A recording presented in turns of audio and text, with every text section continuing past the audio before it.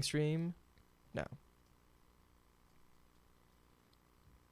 This podcast is brought to you by High Dive. Tired of having the nudity and violence in anime censored? High Dive tops the competition by carrying the uncensored content you crave. Monster Musume, High School of the Dead, Queen's Blade, and so much more. See anime as it was intended, with all the boobs, butts, and violence included. When you use the promo code AAAPodcast at highdive.com, you're going to get 50% off your first month of service, so help out the anime addicts and get your anime fix over at highdive.com right now. This podcast is also brought to you by JList.com.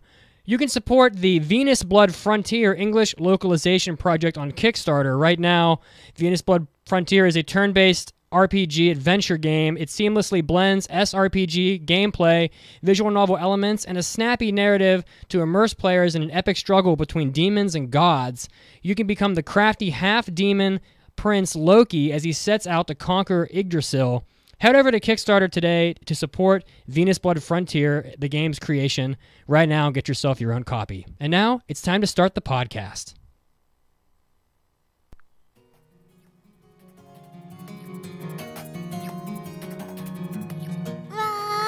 くれてありがとう. You're listening to the Anime Addicts Anonymous Podcast. Take your anime addiction to the next level at AAAPodcast.com/join. And now, here are your anime addicts.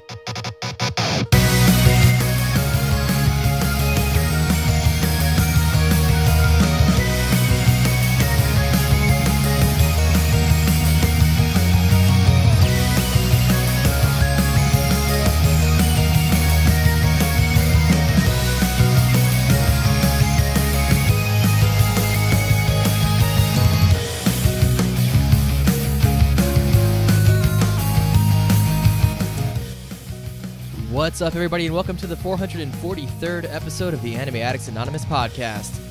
My name is Kazuo, and I am joined here to my left, the man towering above me as he rocks out, Mitsugi. I'm full of 5-hour energy, baby. All right. Which is 1 hour more than we needed today to do all the recordings. I mean, you know, if you have two of those, does that give you 10 hours of energy or just double the energy for 5 hours? That actually causes your heart to stop. So do not do that. You don't need 10 hours. Well then, never mind. And we also have Mandy joining us over the power of the internet. Mandy, how's it going? I'm doing good. How are you? I am doing quite well. I don't have a 5-hour energy, but I do have a sugar-free Rockstar energy drink. Ooh! Nice. I had coffee, so I'm good. Oh my god, a holy trinity of caffeine. 5-hour energy, Rockstar, and coffee. Wow. We are all jacked up. Mandy, good to go. How do you take your coffee? I use creamer, but I don't put any sugar else, like additional sugar into it. That's what I do. You know, I like my coffee how I like my women. Oh. Bitter. Damn. Not where I thought we were going. All right. Oh my god. Of course, if you would like more of our ridiculous banter, you can head over to our website, AAAPodcast.com. Go to AAAPodcast.com/join to create an account and sign up for all of our additional episodes. We have hentai episodes, hobby addicts, after parties, just a bunch of extra content of us babbling on about nonsense. We just talked about each of our favorite games in our favorite genres.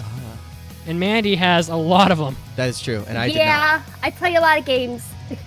Yes. Thank God for that. I don't play games, guys.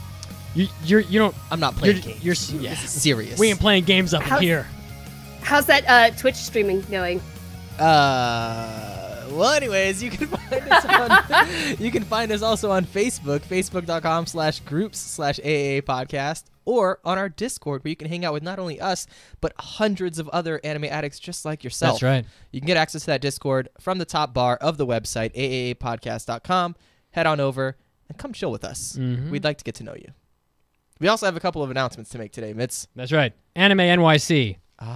So the weekend of November 16th, I believe it is, up in New York City, we are going to be attending Anime NYC. We are going to be doing a panel under the High Dive umbrella.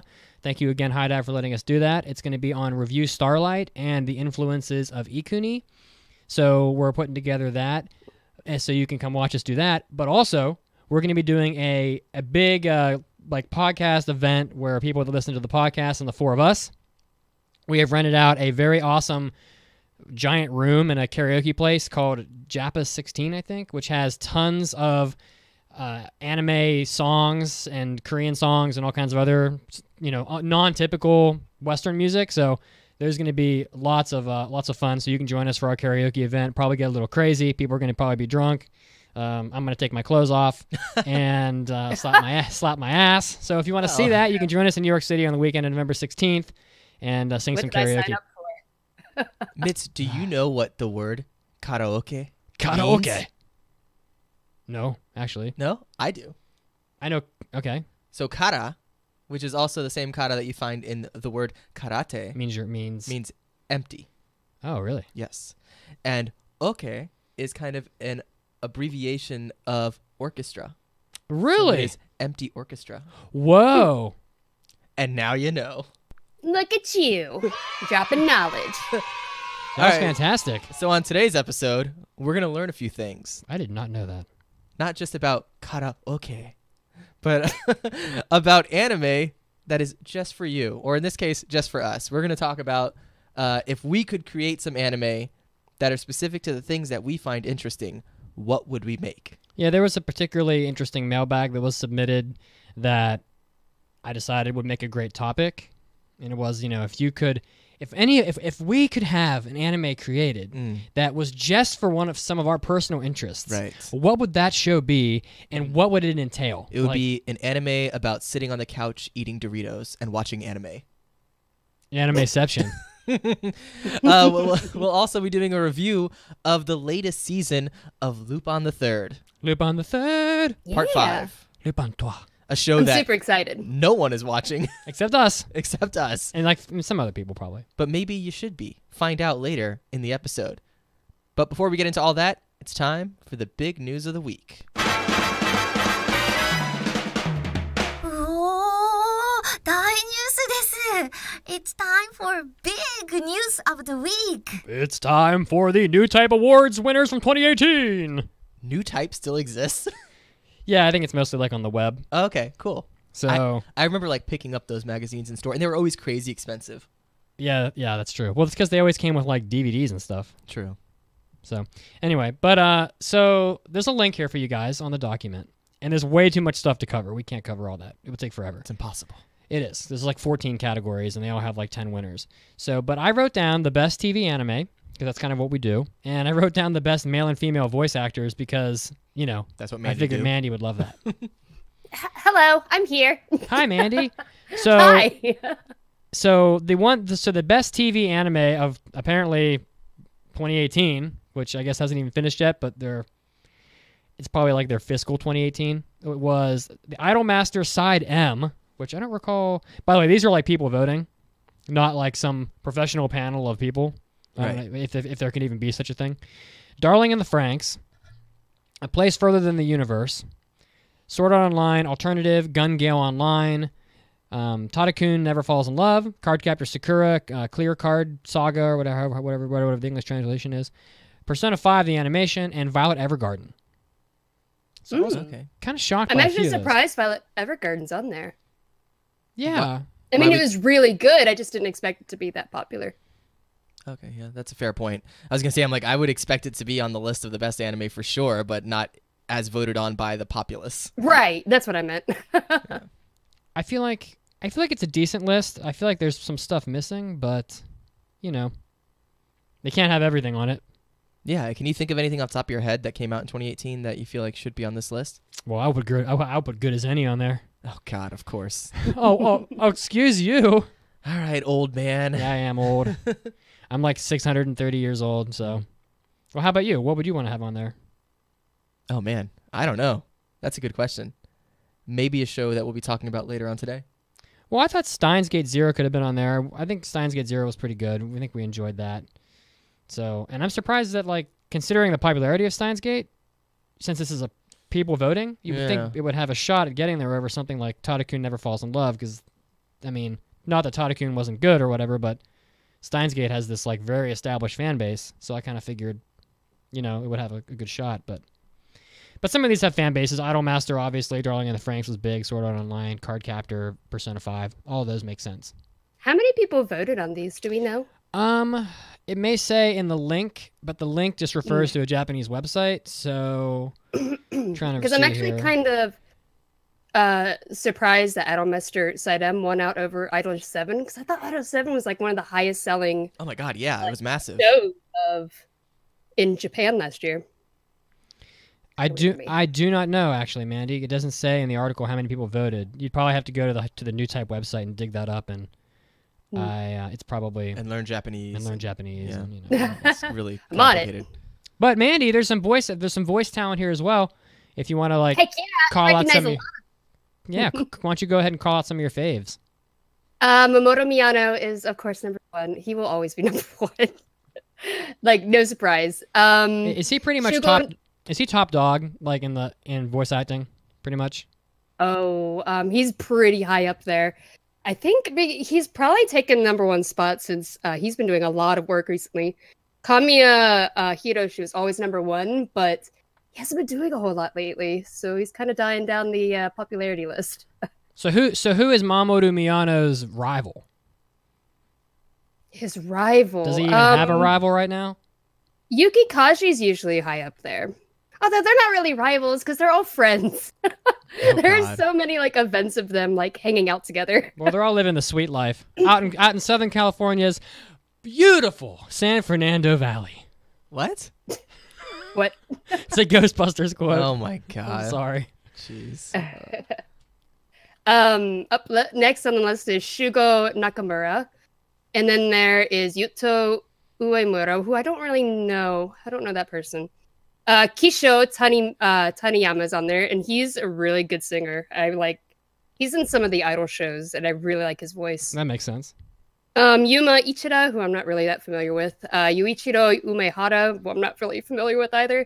Yuki Kaji is like massive. Jun Fukuyama is pretty popular too. Yoshiki Nakajima, and then Taku Yashiro, who I'm not really all that familiar with either. Okay, how about the ladies? Oh man, I'm not as well known with ladies. Oh, but, I see what's up. okay, Well, now it's making sense. Okay. Sexism. That's How not dare true. you. I know 2 of these. 2 of Okay. these I really like. Kana Hanazawa, she's always been really high up there in popularity. Sumire Morohoshi, Haruku Tomatsu, Inori Minase. I know her. I'm sorry? I know Inori Minase. Oh, yeah? I What did she recognize do? her. I don't know, but I recognize her name. I'm I'll look it looking up. now. Yeah, I'll look it up. Keep going. Oh, she was in Place Further Than the Universe. Next is Tomoyo Kurosawa, Aoi Yuki, Tomori Kuzonoki, Miyuki Sawashiro, who's my favorite female voice actress, Maya Uchida, and Ayane Sakura. So Inori Minase she was in Lupin the Third Part 5, which we're going to be doing today. She was in, let's see what else. So is Miyuki. Pop Team Epic, which was very popular. So Tadakun Never Falls in Love. So she probably, I wouldn't be surprised if she's in there for Pop Team Epic. That was a pretty huge show in Japan. So Miyuki is Fujiko Mine in Lupin. I love Fujiko. Oh god. Fujiko is like one of the biggest sex idols in all of anime. Mm-hmm. I love her. For sure. She's so conniving. You can never trust her. Can you? No, you couldn't. Yeah, you're right. I mean, Lupin is such a sucker. How many times is he going to fall for this? Wake up, Lupin. She's not for you. I mean, do you blame him? Not really. Okay. So yeah, if you want to check out the New Type Awards from 2018, there's a boatload of categories like Best Theme Song, Best of Genres, Best Studio. It goes on and on and on. So you can go check it out for sure and indulge yourself. Shall we move on? Sure. Prepare for trouble! Make it double. Shut up! You haven't had one useful thing to say since you got here. I thought about putting this in the bad for the good, the bad, and the moe because Okay. it's so bad. Oh no, sorry, I did put. All right, I got the news articles mixed up. Oh, Forget that. The thing that I was going to put in the bad is actually in the bad. you put it in the bad. Okay. Okay, cool. So I think I swapped it out. So this is unrelated to that. This is pretty big news, but I put it second because it's not anime news. There's a poll in Japan right now that shows that Shinjiro Koizumi is most likely going to become the next prime minister of Japan, and not Abe. Oh, anymore. wow. So I mean, like, Abe has been the prime minister forever, like, it seems. yeah, he's been in there for like almost 10 years now. So the Liberal Democratic Party lawmaker Shinjiro Koizumi is currently the top pick with 20 in a giant poll that was done. 26.1% of respondents are supporting him. He's the second son of the 56th prime minister, Junichiro Koizumi. So he's the son of another prime minister that they had not that long ago. So, and it's only 16% supported Abe. So it's a pretty huge gap there. Yeah. And then there's a whole bunch of other people mixed in. Yes, Mandy? Oh, nothing. I just said damn. Oh, okay. The former Liberal Democratic Party Secretary General Shigeru Ishiba, who lost to Abe, I guess, in the last election, came third with 15.3%. So it looks like this Koizumi guy is most likely going to win. And the crazy thing about him is he is so young. He's not even 40. What party is Abe in? I would have to look that up. They have like their parties are go ahead and effort that for me. Their parties are really like they have like the same name. So I think it's like the Liberal Democratic Party. He is also Liberal Democratic Party. Okay. So I guess this is like somebody who's coming up within his own party to usurp him. Exactly. So Interesting. So Koizumi's views, though, as far as the Japanese Constitution is concerned, he thinks that that amendments to the Constitution are necessary, which seemed to be like a really big focus of Abe, which was, we got to have a military, or we got to do this and this. Mm-hmm. But he's a lot more concerned about helping Japan recover from all their recent disasters that they've had. So there was a quote that said, quote, "I go to the disaster zones in Tohoku every month, and the Constitution has not come up even once as an issue when I walk down the streets there." So he's basically saying the Constitution is not what's important right now.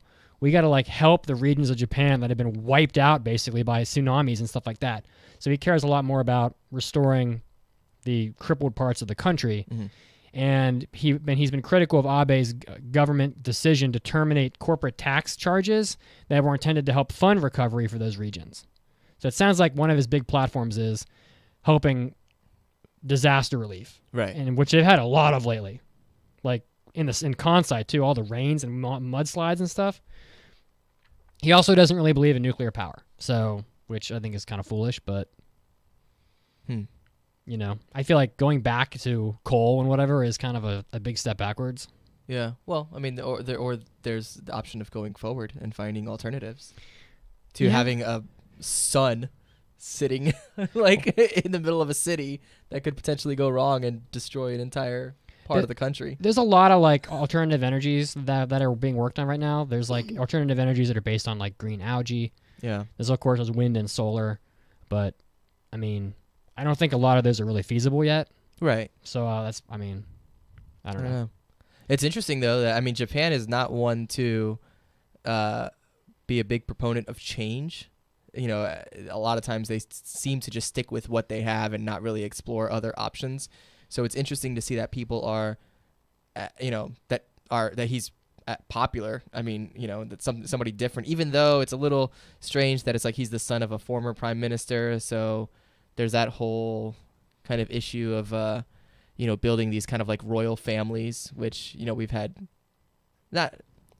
maybe issues with here in our country, where it's we just keep reelecting people who are children or spouses of former leaders. So it's that gets a little weird, I guess, but I don't know. I'm just surprised by how young this guy is. He's 37 and has fantastic hair. Yeah, that is surprising. Look at him. If he wanted to, he could totally have a pompadour.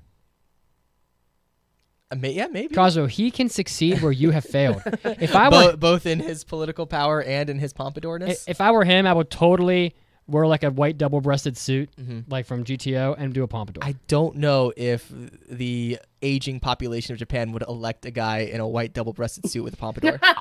I'm surprised that considering how old Japan's population is, which their average age is 50. Let me see here. Average age in Japan. It's pretty old. The average age in Japan... 4,000 years old. Yeah, 4,500 years old. It looks... Yeah. This is trickier to find than I thought right off the top of my head. But the last time I checked, I think that it was around 50, which is really damn old for an average population. Now, 46.3 years in 2015. So add a little bit to that. So let's just call it 48. I'm surprised that such an old population would elect such a young person. I mean, he hasn't been elected yet. It's just saying that a substantial portion of his party is supporting him. If he were elected. Right. If he were elected, it would be shocking, considering his age. That's what I think. Yeah, I would agree. But I think they're looking at his hair first. It's captivating. It really is. Anyway, we'll keep following this. I'm sure their election is not that far off since they're talking about it. I'm unsure when the election actually happens, but I'm guessing it's going to be like in the next year. So, and it'd be crazy if Abe doesn't win. Well, and sometimes you got to mix it up. And I remember when Abe was elected because this podcast talked about that. So this podcast would have existed through Abe's entire prime minister run. Wow. And we have yet to be usurped. This podcast is so old. No one has come in and taken over our podcast. Yes, yet. Mandy. It is old, just like me. We will outlive Abe and go on into the light of Koizumi. I support Koizumi and his pompadour. Okay. As I slam my fist. He doesn't have a pompadour, though. He will by the time he's elected. Okay. Shall we move on? Let's do it.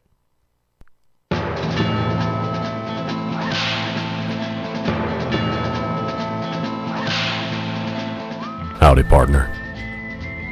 I seen you riding in on that dusty trail. Welcome to the good, the bad, and the moe. All right, for the good, the bad, and the moe, let's blast through these real quick. Toys R Us is not yet dead. What? They're like the guy in the cart in Monty Python. I'm not dead yet. I'm not dead. I feel happy. I feel happy. No, you don't. You'll be stone dead in a minute. So, Toys R Us is launching a new venture to revive their brand. Toys R Us has been ordered to sell off pretty much all of its assets from its stores to pay off its lenders, which is pretty much what happens when you file for bankruptcy, which they did in 2017. Now, what remains of Toys R Us will transfer. They're going to open up a new toy venture called Jeffrey's Toy Box, which is retaining their mascot Jeffrey the Giraffe, and it will keep the mascot, the brand names, and the intellectual property from the store. And they're going to open up as a pop-up store within a regional Midwest retailer this November. And then from there, they're planning to launch and relaunch the Toys R Us and Babies R Us brands sometime in the future. I do not get it though.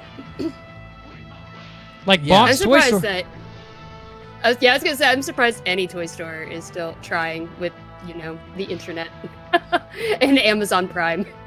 I think that it's going to fail because For sure. of the way they spell Jeffrey. Oh man. That is, nobody's going to be able to find it. Why you They're gonna gotta be hate on Jeffrey? It's Geoffrey. Geoffrey.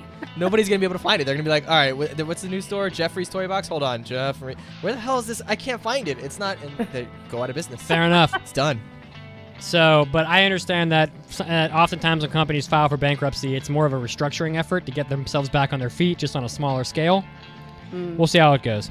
Now, here's the bad I was talking about. This is so bad. Enzo would hate this. More medical schools in Japan have been suspected of manipulating test scores of female applicants. So they have been found. That's really awful. Yeah, they have been found to have disadvantaged female applicants in their entrance exams in order to curb female enrollment, according to the education minister Masahiko Shibayama. So this is clear bias against female applicants. The Ministry of Education, Culture, Sports, Science, and Technology conducted on-site probes at 30 universities throughout Japan and had found significant disparities in the pass rates between male and female applicants in the last 6 years. Quote, "It is problematic that university entrance exams should be held fairly and have been conducted in this way." So the ministry plans to further investigate its suspicions about this unfair bias. In August, Tokyo Medical University, which is probably the number one university in Japan, because Tokyo University is pretty much one of the most prestigious schools in Japan, admitted to had maintained a practice of making deductions from entrance scores for more than 10 years to curb the enrollment of women. The institution believed that that this would prevent shortages of doctors at affiliated hospitals on the grounds that female doctors tend to resign or take long leaves of absence after getting married or giving birth. Oh boy. Wow. So, Japan, you have you have stepped in it bad. I was like, this is crazy. So, if Enzo was here, his head would explode. That is, yeah. I think all of our heads just exploded. Yes, I'm just exploding for Enzo. So, I actually exploded on Saturday when I wrote that. So, I can't explode again. Holy shit. For the Moe, Pokemon Go is still whooping ass. I honestly don't know how. I have something to say about this too when you're done. I'd love for you to. Pokemon Go earns almost $85 million in September this year alone, which is astonishing, making it the fourth highest revenue among all apps. Period. What? How? Why? For the month of September, it was downloaded almost 9 million times in September alone. The game has now earned an estimated $2 billion revenue and has been downloaded over 500 million times since it launched. And I don't know how. Yeah, like the other day, I brought my iPad to work to watch anime on my lunch break because I can't connect to our Wi-Fi. And I went outside. I accidentally left it in my car. So I went outside to my car, and on my way to my car, there's this massive group of middle-aged men in suits just standing on the street looking at their phones. I'm like, my God. What the hell was going on? I thought maybe it was like a carpool, like they were waiting for somebody to come pick them up, like multiple cars, or like a bus or something. And then I walked by, and they're all playing Pokemon Go. This is how it all ends. It just blew my mind. This is the end of civilization. The end of times. They're all like middle-aged too. They're clearly like over 50. Every single one of them. I was like, what? What is happening? I've tried more than once to play Pokemon Go. I mean, I'm happy for them though. And I did until I ran out of Pokeballs, and then I realized I would have to like drive to a bunch of different like church parking lots and stuff to get more Pokeballs, and I'm like, buy them. I'm like, I don't have time for this, and also I'm not allowed within 30 feet of a church, so it's like I don't. What? No, Damn. Just kidding. Or a preschool. Just kidding. Okay, well. All right, well, good for... I mean, I'm happy for them. If they're still Yeah. enjoying it, I'm very happy for them, but Get it out just there blew and my have mind. Yeah. Do your thing. Good for the brand of Pokemon, but I don't really get it. I think they've released a lot of content, though, from what I've heard. Yeah, they've been making upgrades and stuff, which is probably how Pokemon Go continues to exist. I just remember when the game first came out, I saw like middle-aged women who definitely didn't know what Pokemon was. Let's be fair, like 50-year-old women don't know what Pokemon is. At least not to the extent that they're willing to download and play it. Walking without even looking at where they were going in shopping malls, just like swiping up, like throwing Pokeballs on their phone, and I'm just like, you're right, Cosmo. This is the end of times. Yeah. This is how But I mean, that's what Nintendo is so good with, is like getting your mom to play their games. So I mean, hey, whatever works. But wow, Japan curbing female applicants. That's disastrous and really disconcerting. And really great. It's not that dissimilar to companies not wanting to hire women or not wanting to pay them as much because they expect them to retire or quit their jobs when they have kids. It's the same exact thing, except it's just, I don't know. I thought we moved past this, but I guess not. I mean, it's been said before, and I think we've kind of discussed it before, like socially Japan is just like still in like the 60s, really. Like really with the way far that behind. they're just really far behind socially, so who knows? Hopefully it changes soon, but you know, it's too bad. All right, shall we move on? Let's do that. It's time for hot new anime releases. We just did this segment last week, but there's more. So who wants to start? New releases? Dude, tons of them. Who wants to go? This is insane. I mean, I'll start, I guess. Someone take it. Okay, so we've got Yuru Camp reveals a second season. That's right, a second season is coming. Yuru Camp is an adaptation of Afro's Slice of Life manga. Afro's? Is that what that is? Yep. Oh, well. Serialization started May 2015 in the manga Time Kirara, and the first season came out winter 2018, so recently. It's a pretty popular show, Slice of Life, like Yeah. just a kind of feel-good anime. So. It's about girls just loving camping. Wow. Didn't they climb mountains too? I think that was a different one. Oh, I'm thinking I'm mixing I them up. can't remember if they climbed any mountains. This sounds like a show for you, Mitz. I don't really love camping. They're outside and they got mountains and trees and I don't stuff. love camping. You're all about that outdoorsy life. But He also doesn't love Moe. that might be because I've been living in Florida where it's still 100 degrees, which means that the insects are rampant. They are ready to consume you flesh and bone. And if you go camping, you will have 300 mosquito bites in an hour. So that's why I don't love camping, at least in Florida. In Boulder, it's snowing right now. There are no insects. They are gone. I'll have you know, I've been going outside recently. Yeah? And jogging.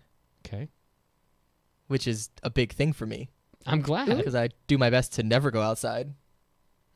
Well, that's a big step in the right direction for you. I mean, maybe. I don't know. I could get hit by a car. Then what? Well, that would suck. Then who'll be laughing? Oh, nobody, hopefully. So this next anime is really why this topic was put into the episode today. So I don't know if who wants to take it. I could take it, but figure, man. I can do it. I can try if I can pronounce this name. I'm just gonna do the English. A TV anime adaptation. A certain scientific railgun announced a certain scientific railgun receives a third season. At the fall Denge Kisai event, a TV anime adaptation of a certain scientific railgun. Accelerator. Oh, there's two of them. I'm so sorry. Yeah, they announced two of them, which is like ridiculous. Manga was scheduled to air in 2019. JC Staff is doing the production. The synopsis is the espers of Academy City are classified into 6 levels, where level 0 packs power and level 5 possesses an overwhelming amount. Of the several million espers residing Academy City, only 7 of them have attained level 5, and ranked highest among them is the one known as Accelerator. Taoru Kagaku no Accelerator focuses on the strongest level 5 after he protects the cheerful last order of the price of much of his power. Recovering from in the hospital, Accelerator has led a relatively quiet life until he ends up saving the life of Estelle Rosenthal, a mysterious girl carrying a photo of Last Order. Unfortunately, Accelerator now finds himself dragged into a new conflict in the form of a sinister organization called Disciplinary Action, which plots to use the Last Order for a dangerous mission. Now that they have set their plan into motion, or in pursuit of the young girl, it's up to the world's most powerful Esper and his newfound companion to protect the Last Order and defend Academy City in the process. Whew, so, that was a really long synopsis. Yeah, that came from my anime list. So we just had a certain scientific. We just had Magical Index 3 come out, and now they're doing Railgun 3, and certain scientific accelerator. So holy shit. And I have not seen any of them. I haven't seen any of them. That's why I was like, man, I'm not going to be able to pronounce this. I hear they're good. So Same. They're doing, JC Staff's doing both of these, and the last time they did a Railgun show was in 2013 in the spring. These are really popular shows, and which is why I think it's a really big deal, because, I mean, Railgun is a pretty big show, and Magical Index is a big show. I haven't seen any Accelerator stuff. I know Accelerator from the other series. So as far as I can tell, all these different series, like Magical Index, Railgun, Accelerator, they're all just focusing on a specific character in that universe. Mm-hmm. So I guess it would kind of be like in Marvel, they have like Spider-Man movies, or they have like, Iron Man. So like it's kind of like that. But like these shows are always like full of ridiculous action. They're pretty like fast-paced, action-packed shows. So people really tend to like them. So, it says it's an adaptation of the manga. I wonder if the manga's in English. I need to look that up. I would be really surprised if it wasn't, because just considering like the popularity level, and they've been around for a while, so they've had plenty of time to get around to translating them. So yeah, the main cast members are all set to reprise their roles. Did you already mention JC Staff? Yeah, JC Staff's doing both of these. They're gonna be busy. I mean, they're a good studio, though. Yeah. So yeah. I trust them. It looks like they are available in English. Ooh. So that's cool. Maybe I'll try one. Maybe you can. Maybe you'll know more about this than any of us by the time these come out. I highly doubt that. I don't. Have you seen my manga collection? It's getting out of control. It's pretty ridiculous. Actually, I haven't seen it. And your apartment isn't very big, from what I It's understand. not. I live in a So tiny place. I don't understand. Like, it doesn't make sense, like, physically, how you can fit so much manga in a Mandy, small place. approximately what percentage of the square footage in your apartment is taken up by manga or manga-related things? I don't know. I have 2 bookcases, and each one is completely full of manga to the point where I'm stacking them like on top of each other. You could open like a cafe, like a manga cafe. I've been told that. Mandy's apartment is like that picture of like the stereotypical otaku apartment that you see, where it's like a bed and then just surrounded with anime stuff. Oh, that's not true. I just have a lot of manga. Mandy's it seems like it's well organized on bookshelves. Do you have it like sorted alphabetically? Yes, I do. See? Wow. She's an organized otaku. It's a big difference. All right, trivia. Help Although me. I have some on my desk too, like stacked up that I'm trying to currently get through. Well, you ruined it. All right, someone do trivia. All right, so of course we have our trivia on the website. You can take part in it if you head over to AAAPodcast.com, scroll on down, and you'll see the trivia there. This week, the answer was Dominion Tank Police. Yeah, so the theme is anime from the 80s. Oh, wow. Okay. So how many people got that one right, Mitz? I'll read them. There aren't that many. Nisekoi Maiko, Chibi Rob. Oh. Frozen Kangaroo, Full Metal Alcoholist, Golden Jedi Link, Otaku Cop Manly Mudkip, Frosty Moon, Link 182, and Eris. That's it. Wow. Not too many. All right, and the winner for the week is Manly Mudkip. That's right.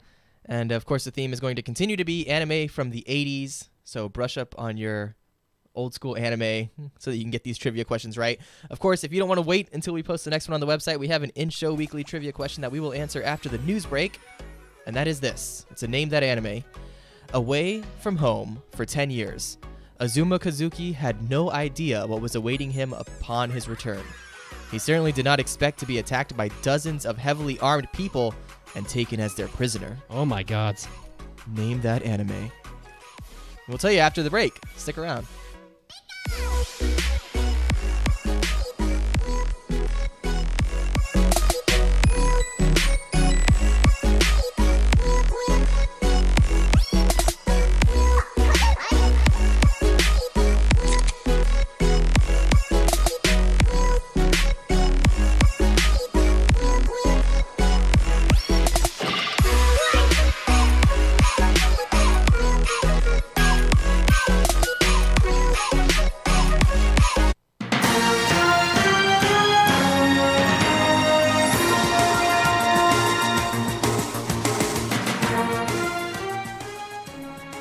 Hey everybody, this is Mitsugi, and it's time for your first anime news break. Starting us off, we have some news from the Barakamon franchise. It looks like the Twitter account for Satsuki Yoshina's Barakamon manga announced that the serialization of this manga is going to be ending in January of 2019. So for those of you that are big fans of Barakamon, this probably comes as some pretty sad news. The 18th and final volume are going to be coming out on December 12th of this year. So you have that to look forward to. Of course, Barakamon has been very popular since it began almost 10 years ago. So for those of you that love Barakamon, it's had a pretty good run, but it will be coming to an end with its final issue in December. Next up, light novel Ore o Ski Nano wa Omae Dake Kayo. You get the TV anime. The property, it's a romantic comedy light novel translated as The Only One Who Loves Me Is You, is going to receive this adaptation. The synopsis is, what would you do if a girl you like confesses to you? Besides, what if it were not just one girl, cool high school student that loves the whole school and your hilarious and cheerful childhood friend? Yes, you could be crazy with happiness, but what if an unexpected problem arises because of the content of this confession? So it looks like a little kind of like a slapstick romance love comedy. The director is Noriaki Akitaya, who worked on Bakuman series. Production is going to be done by Studio Connect. So if that sounds like something that's up your alley, some high school romance comedy, look out for The Only One Who Loves Me Is You, coming out sometime in a future season. Next up, it looks like Mega Man is getting its face in the news a little bit. Mega Man 11 came out recently, and the Osaka Prefectural Police Department and the government of Japan has been cracking down on cybercrime prevention in this area of the country, particularly with credit card crimes. So they are using Mega Man in promotional materials and collaborative posters and flyers, stickers, memo pads, etc., all reminding people about this problem in Japan. The Osaka police began distributing these materials, including 50,000 leaflets and 3,000 stickers on October 8th. So they're available at police stations and all throughout Osaka. So if you're a fan of Mega Man, you can get some pretty cool looking swag that's going to remind you not to steal people's credit card numbers and just make you generally aware of the problem. Next up, Bloom Into You, which is a current anime property, is getting a cafe in Tokyo. It looks like this cafe will be opening in Akihabara from November 2nd until the 11th. The cafe is going to feature food, drinks, and desserts that are inspired by the anime's main characters, and there will be special items for guests of the cafe as well. The story is described as Yu loves shoujo manga and awaits for a love confession to make her feel like a character from her favorite stories, but when a classmate admits his feelings, she feels nothing. Time passes and Yu begins high school feeling lost and confused. Things begin to look up when she witnesses Nanami, the beautiful school council president, effortlessly turn down a boy. Yu reaches out to Nanami for help, and the two quickly become friends. So this is a pretty cool property that's running right now for the fall season, and now it's getting itself a cafe. This was Mitsuki, and this was your anime news break. Now, as always, it's time to get back to the podcast.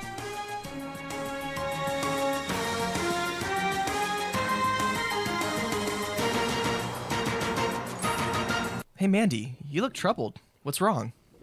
Butts. Excuse me? It's all of these anime boy butts. There's just so many of them. I can't decide what's my favorite. I've tried to categorize them by firmness, bounciness, rotundness. Okay. 2 things. First, you may need some serious help. Second, why don't you go look at the Anime Addicts Anonymous podcast website? Can that help me get to the bottom of this? Stop. You know, puns are my thing, right? Also, no, it won't help you with that at all.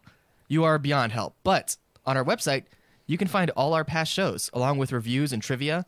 Sign up today, and you'll have access to our Hobby Addicts and Hentai episodes. Hentai episodes? So I can hear other people review butts for me? Sure. I guess if you want to look at it that way. Now that's something I can get behind. Cheeky. この番組は JList.com の提供でお送りします。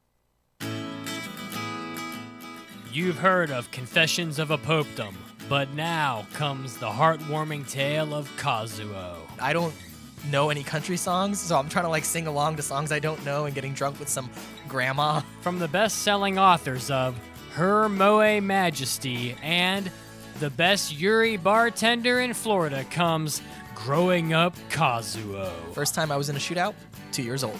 South Bronx, going across the street in my baby stroller. My uncle was pushing me, and a shootout broke out in the middle of the street. Be there through the formative years. So I was 16, I think, and my family went on a cruise to the Bahamas. For some reason, they thought it was a good idea to give me and him, his name's Steve, our own room. Yeah. These 2 young men, let's give them their own room. What trouble could they possibly get into? As we're walking onto the cruise ship for the first time, we're walking through the hallway. There's a door that's ajar, and I open it and I look inside. It's like a janitorial closet, so there's brooms and mops and whatnot. And there's also a big bottle of whiskey just sitting in this janitorial closet. And I'm like, okay, mental note, close the door. So later on that night, we pick up the bottle of whiskey, get completely trashed. We're basically drunk the entire cruise. Will a child's dreams come true? It wasn't even an option growing up. It was a dream that a young poor boy had, that I was like, one day I'm gonna go to Japan. And it was like, believe it. Gonna go to Japan? And I was like, that's never gonna happen. That's not possible. At best, you will not end up in prison. And tales of young love. My first, real kiss. We've all had, when we were kids, you little peck, you're playing spin the ball or something like that. But my first real, sexual kiss, make-out session. And we end up, her and I make our way to her bedroom. So this is about to get super explicit. She's got him on one side, me on the other. Then have you ever heard of an Eiffel Tower? Growing Up Kazuo. Flying off bookshelves everywhere. Order yours now on Amazon or by visiting www.AAAPodcast.com. Now, back to the show.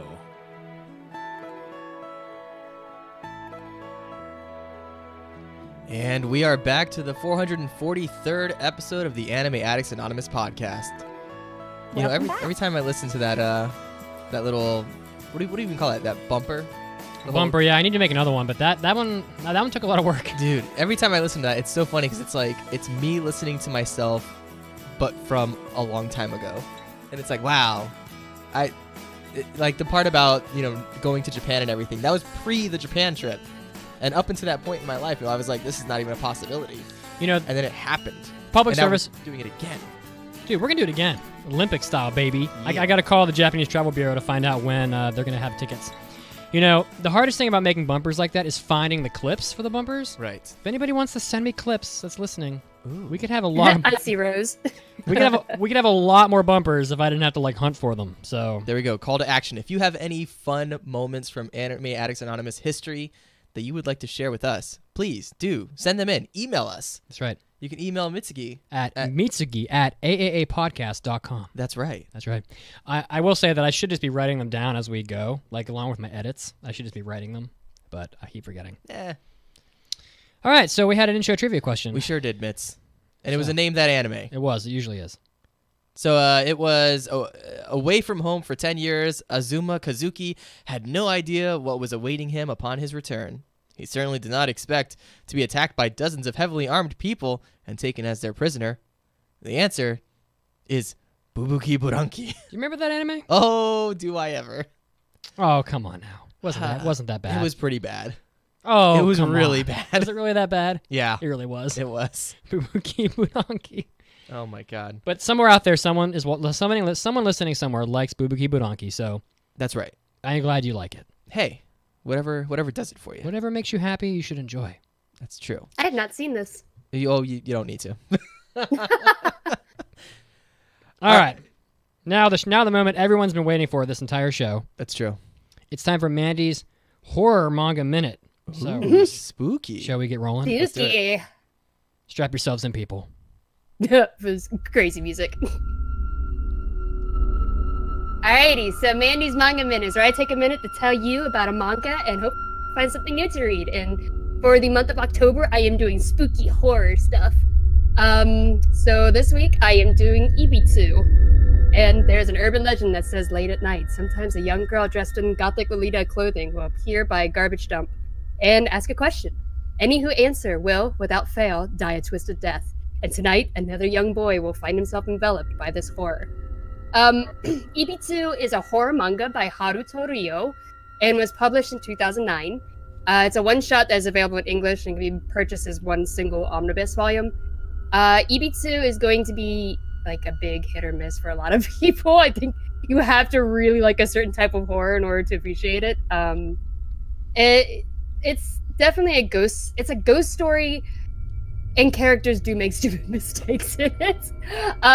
The art style of Ibitsu is like more of a modern day anime, so I wouldn't recommend just looking for something closer to Junji Ito's works or like I Am a Hero. It's definitely not on that style. It's more like today's anime style, and it's not realistic at all. It's a very creepy story about an obsessive ghost who hunts a boy that happens upon her, and she wants to be his little sister. The question that she asks is, will you have a little sister? And it's a very weird question if they ask, if you answer yes, like, I do have a little sister, then she will haunt you and still, like, try to get rid of your little sister. And if you say no, then she will just show up at your house and pretend to be your little sister. That is weird it definitely has, yeah, it has very creepy imagery, something on I would compare it to The Ring in some parts. It has also a lot of edgy violence in it. I will say that it's not like completely predictable, and there's some decent twists along the way, but horror is going to be very subjective for people. But if you like ghost stories about urban legends, then you can maybe give this one a shot. I could definitely see this being made into an anime, except it's all like a moe harem. And it's like, it's a bunch of ghosts showing up saying, do you have a little sister? And he's like, no. And then now he's got like five ghost little sisters. And that is the scariest thing of all. And he screamed like a banshee. Ah! Sorry. Thank you for for that, Mitz. I won't do my Banshee scream this time because I think I broke the mic last time. Yeah. Well, Wow. that definitely sounds creepy, Mandy. Yeah, there's definitely a lot of violence in it. Why is it that little kids are so scary? We didn't even talk about Fatal Frame in the Hobby Addicts. Fatal Frame Man. has little kids. Dude, when you in Fatal Frame 2, when they're talking about how they throw the twins into like that dark pit, and then they make you go in that friggin' pit at the end, I about crap my pants in that game. Literally, I did. I think I did actually. It was squeaky. There's some really creepy stuff on the one that was on the Wii U too. Fatal Frame is with great. Little girls, like little girl dolls. Oh man, there's a doll room. Oh, it's so great. It's so God, creepy. They really need to make another Fatal Frame game. They do. There's one on the Wii U. Maybe we'll get one for the Switch. Well, that won't help me much. I've never played any Fatal Frame. Fatal Frame's awesome because you're not heavily armed. You have a damn camera. That's it. Is it like a big camera? Can you like No, bash it's an somebody old with it? antique camera. Oh. I mean, so how does that even... Okay. You load different types of film into it, Uh-huh. and you photograph the ghosts with specific timing, and in the film, taking pictures of them does damage to them. Oh. It's called a spirit camera. But you can only see them through the camera, I think. No, maybe not. That's And then not your true. battery runs out. It's a scary game. So, we have a topic here. We sure do. It's time for our main topic, which is... An anime just for you is what I titled it.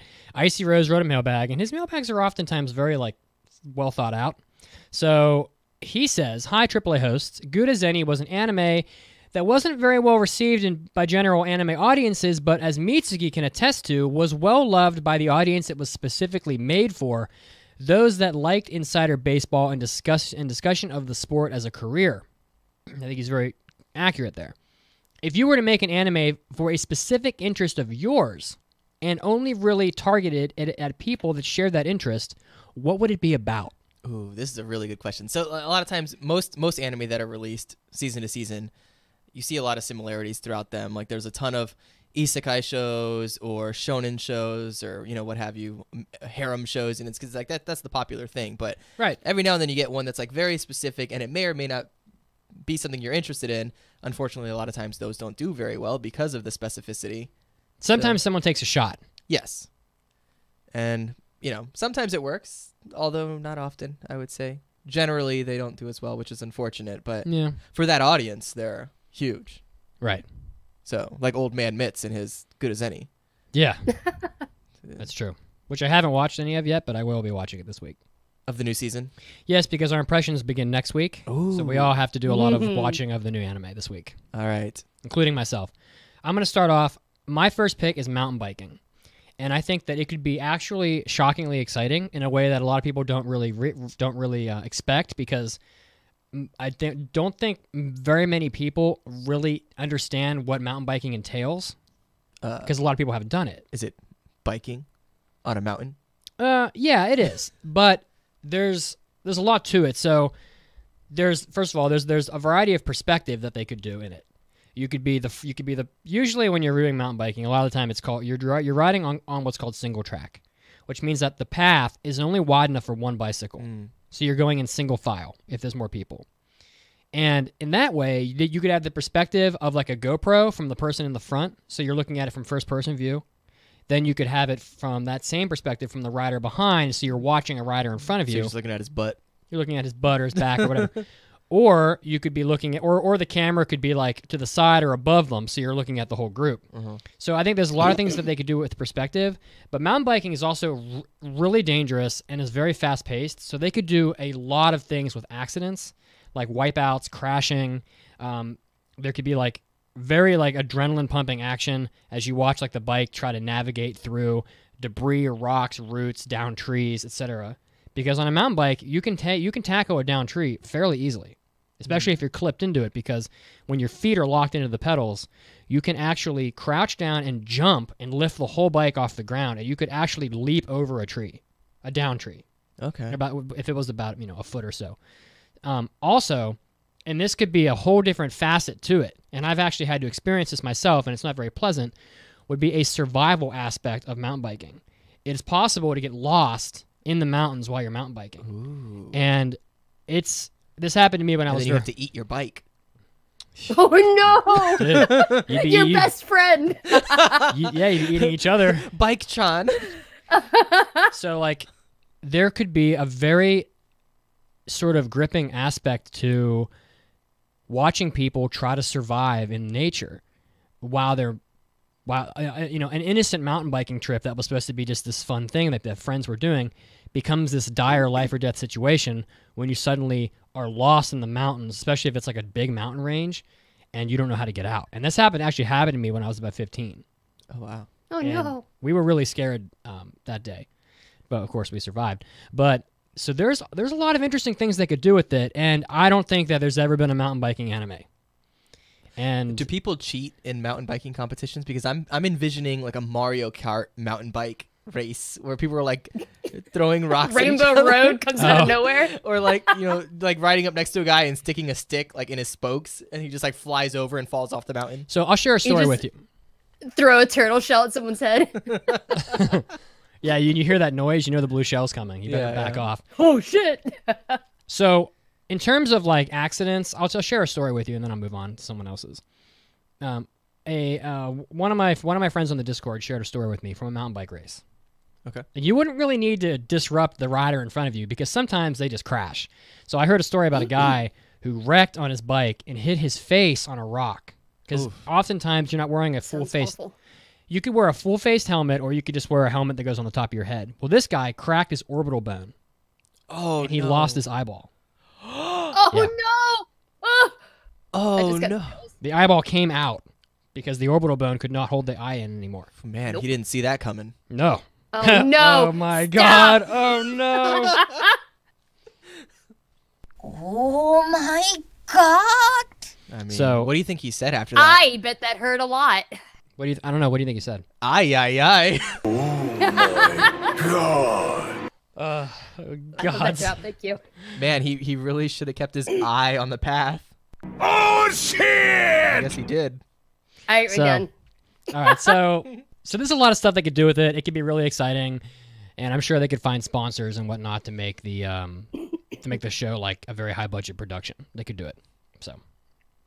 That Anyway. sounds cool, and I'm just like envisioning like the action, and like maybe there's like a thunderstorm, and then it's like the rain's pouring down, and lightning strikes a tree, and they have to like, they go up like on the side of a wall or something. Like all If kinds I of had crazy stuff. $5 for every time I was thrown completely over my bike at least 5 feet, I would probably have like $30 just from the last year. I feel like it happens every time you go. It's not hard. When you're going downhill and you wreck, you go flying. So Also, a lot of the locations in Yoru Camp was based off of like real places. Like someone just went and drew the actual places and ended up being like a tourist kind of anime. So I could see them doing something like this too, to attract people to it. People love it when that shit happens. Like when you can see like the anime in the actual real place. and mountain biking is a very subculture of a sport. Not many people do it, so it could be really good for the sport also. But I'm going to move on now. That's my first choice. All right. Cool. You want me to do mine? I don't have a name for that, but if a mountain biking anime pops up in the next 2 years, I'm calling that shit. Ooh, what would be a good name for a mountain biking anime? Yaoi Musha Pedal. What? Oh my god. I don't know. Okay. Anyway, what do you got, Mandy? Yaoi Pedal Extreme. My first one is pottery because I love doing pottery, and I know there was there's a girl in Honey and Clover who is like a potter, but I really want an anime that like really focuses on pottery and like showing you the different kind of clay and the different kinds of tools that you use, the different throwing methods for different pieces like mugs, plates, bowls, and so on. There's a different way for each of them to center the clay and pull them out with different kind of tools like ribbing, and how to like appreciate flaws, because nobody who is like does pottery is like, when you're first starting out, you're always going to make mistakes. Oh, it's And so sometimes difficult. mistakes end up being like really cool, like just quirks to your pottery pieces. I used to do pottery with my sister. There's a studio actually right down the street from me, but it's really expensive. So you only do it every once in a while. But yeah, they have a studio there, and you can pay $200 to do like a class for a couple months. That's awesome. Like once a week. That provides you with the clay, and then you do one class every week. And then, but it's also an open studio where you can bring your own clay, you can bring your own equipment, and to just pay to use the wheel for a certain amount of time. And it's not easy. It's really hard. You actually require a lot of strength to do it. And yeah, I think it'd be cool if it did like the different kind of mistakes people like, maybe have it like a person who's new to pottery and a different kind of mistakes that you have when doing pottery. Like when you don't need the clay enough, it ends up with air bubbles inside, and when you put it in the kiln, it blows up because the air can't escape, and so the bubble just blows up and your whole is destroyed. Different kinds of wheel speeds, just maybe not putting enough water on the wheel so that your piece sticks to it, or putting too much on the wheel, and then your piece just slides right off, or not putting Cosmo could not hold back. I'm sorry. What? Your piece. What did I do? You're talking about your piece sticks to it, and then Oh God, your Cosmo, piece Jesus. slides right off. He's making dick jokes. Sorry. Oh gosh. I couldn't hold it in. I'm sorry. All right, sorry. Yeah, just stuff like that. It can maybe be a slice of life with maybe a person who's going through different types of pottery from different cultures and selling them in a store or something. I love slice of lives like that. They're based on some kind of hobby and teaches you about them. So yeah, I think that'd be cool. Would it be a little bit like I have a question for you. Oh, sure. Would this pottery, would it have a spiral in it? Oh yeah. Every time you make a piece, it just spirals. And yeah, just shit goes crazy. And then next thing you know, you stab your ear out. Sorry, Junji Ito reference. Mm-hmm. Or maybe it would be something a little bit more like this. Cosmo. I'm trying. I was like, I'm waiting. Oh, you're not going to hear it, Mandy.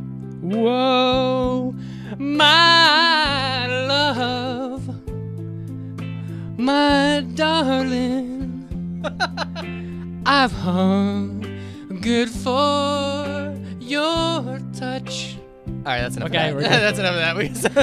We're gonna get a copyright strike because you sound so authentic. Yeah. No, actually, my lack of authenticity should protect us. The algorithms will never pick that They'll up. be like, I can't figure out what song this is. It sounds like the one from Ghost, but yeah, it's off somehow. You get that reference, right, Mandy, from the movie Ghost? Yes, I do. Hello. Okay, sorry. All right. Okay, now that everybody is literally bleeding internally. Okay. All right. So the first thing that came to my mind when you're talking about a show that is something that I personally would enjoy greatly, but probably no one else would, is a show about the martial arts, about specifically mixed martial arts, and something. So for me, I've obviously, as you guys know, that's been a part of my life since I could walk. Is various forms of martial arts, boxing, kickboxing, jiu-jitsu, just a bunch of different stuff. And when I was a little kid, I always wanted to just kind of travel the world and study the various martial arts, like go to Thailand and study Muay Thai there, and go to China and study like Kung Fu and all that, go to Japan and study, Kyokushin karate or something like that. So I think it would be super cool to have a show about a guy or a couple guys that maybe like grew up together and are traveling the world and studying the various martial arts. Kind of like, and this is going to sound dumb, but almost like Street Fighter. You know how like Ryu is always going around and like just wandering with his satchel or whatever. But it'll be better than that, right? Yes, I would. Street Fighter anime was kind of. I would hope so. And like with something like that, with martial arts, like you can really explore like. It could be a very emotional show because like so much of that is you expressing yourself in such a way that you're the most vulnerable because I don't know. For me, growing up practicing this stuff is like you're putting yourself out there. You're in a ring or an octagon or on a mat or whatever, and you are just laid bare and are there to put forth like your full human effort, and sometimes it just doesn't work. Sometimes your entire life of preparing for a moment can fail, and in a horrible way, to where you're going nowhere, to where you're rendered unconscious, which is like the most defeating thing that could ever happen to somebody, or not really, but is one of. I mean, like, there's losing a football game, and then there's being severed from your consciousness because you just weren't strong enough, to defeat your opponent. So it's like there's a lot of emotion that goes into that, and so I think it could be really compelling, and also just awesome fight scenes, and educational because you're learning about all these different cultures at the same time. Now, let me ask you a question, though. Yeah. Because there have been shows recently that I would say were not so good. Mm-hmm. Like, namely, I'm thinking of Baki the Grappler. Right. Which I watched a couple episodes of the new one and was just like, this is not what I was looking for from this show. Because I thought it was going to be more of like an MMA type fighting thing, and it just wasn't. Yeah. So, like, how is that show going to separate from other shows that are about mixed martial arts? Is it going to be like more from a professional perspective, like where they're actually training, like more of a Hajime no Ippo? Or is it going to be more of a like Fist of the North Star, let's just be ripped and unrealistic like Baki the Grappler is? Or yeah, I think, what is it? I think where shows can go wrong oftentimes, especially when you're dealing with something like combat, is that you just try to make it as extreme and over the top as possible, and you neglect your character development.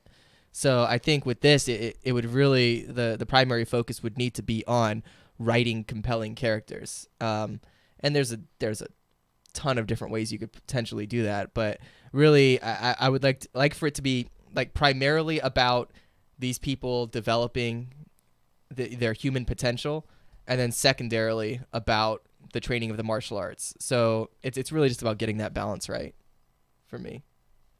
I would watch that. Yeah, I think it could be really cool. And I think, like I said, I mean, I've heard this said before, this isn't like something I've created, but if, when it comes to like sports or what have you, or competition between one person or another, or a group of people or another, like if you're playing a basketball game and I dunk on you, right? That's like me showing a form of dominance towards you, to be like, oh, I'm so good at this, I'm dunking on you. But you could probably, you could still kick my ass, theoretically, right? But if I kick your ass, then it's like, okay, that it's like the epitome of competition. It is like, it is the apex of what it is to compete against another human being, is combat. So I think you get some of that from curling. Probably not. I'm gonna say probably not. What happened to curling? We completed our class. Yeah. I can say that you? we pretty much know how to do curling now, but unfortunately, there's almost nowhere in Florida around us where you can actually do it. We got to drive an hour just to do it, and the expense of it is ridiculous. Yeah.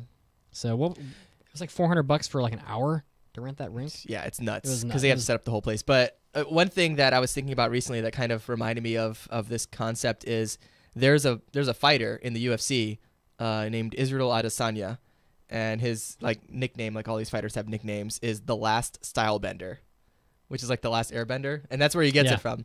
And he's an incredible fighter, insanely talented, out of New Zealand, and just a really, really good striker. And one of his best friends, who he trains with, and they've been training together forever, is Dan the Hangman Hooker, and their relationship together is so interesting. Like Israel calls Dan Vegeta because he's just so angry all the time.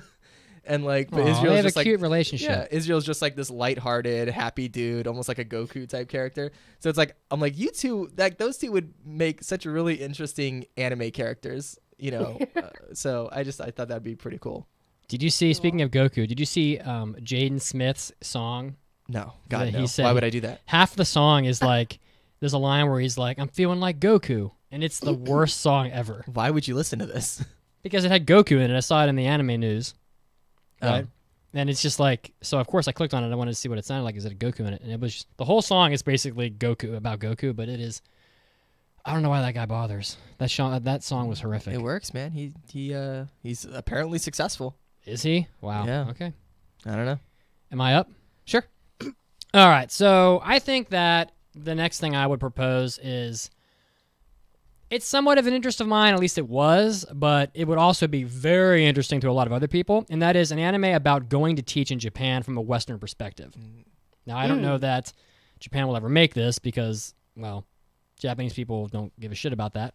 But there's a lot to be gained for a Western audience or from a foreign audience. And when I say foreign, I mean not Japanese. So there is an opportunity to see experiences that people may want to have or that they didn't even know they could have when going to Japan. There's getting set up in a foreign country once you're actually there.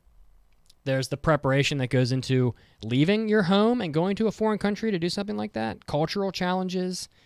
Japan is about as different from any other country as you're going to get. You know, they call that high context culturalism, right? So, like, if I were to go teach English in even like Germany, right? Not even close to as different of a culture as going to Japan. We still have some similarities between Germany. Sure. But like Japan is way out there. So there's so much stuff you have to learn. You're going to step into shit over and over again without even knowing it. There's the challenges of making friends when going to Japan and doing something like that. Like, you know, one of the concerns that people must have, I didn't particularly have this concern myself for various reasons, but when going to a foreign country by yourself to teach, you are leaving everyone behind and you're going to be all alone in that place, at least initially. And so there's like the fear of making friends. And then, of course, how to handle the job, because teaching foreigners in a foreign country, especially if you don't have prior teaching experience, which, let's be honest, most people that do this don't, is something that you have to kind of learn on the fly. And it's going to be really hard and awkward for you for the first month or so. So, and that's going to apply whether you are teaching in like one-on-one schools or if you're in like a public school. So either way, the public school is way harder, but either way, it's going to be tough. So there is so much to be covered in that subject, and I think it would be really cool to sort of see that perspective. And if Japan wants to make it something that Japanese people could like sink their teeth into, do it the other way. Do it about a Japanese person going to a foreign country to teach Japanese. I'm sure that happens. Oh, so, that'd be really interesting. Oh, for sure. Wow. Yeah, having like a Japanese person come to America or something to teach Japanese. Or even better, I just got it. I'm developing this as I go. Why don't you have a show about a Westerner going to Japan to teach English and a Japanese person going to America to teach English, and they become pen pals and they're communicating with each other about their experiences. That'd be super cool. So I'm telling you, we all come up with some damn good ideas on this podcast. That will never happen, but I've decided I think that's a good idea. So I think they're actually best friends. I would love it. Oh, it sounds so sweet. And then eventually they can like meet. Yeah. You know? And it's like, do it. and they're lonely. And they fall in love. Maybe. Or like at the very least, they're lonely and scared, but they kind of support each other through like texts or emails or whatever. So like, I think that would be really cool. So I like that idea. And I don't know what you'd call that, but changing places, starring Lindsay Lohan. Oh no. or whatever. Oh, God. Okay, so I'm done. Next up. So yeah, my next one, bear with me as I explain this. It came up as a like idea of mine after a couple things.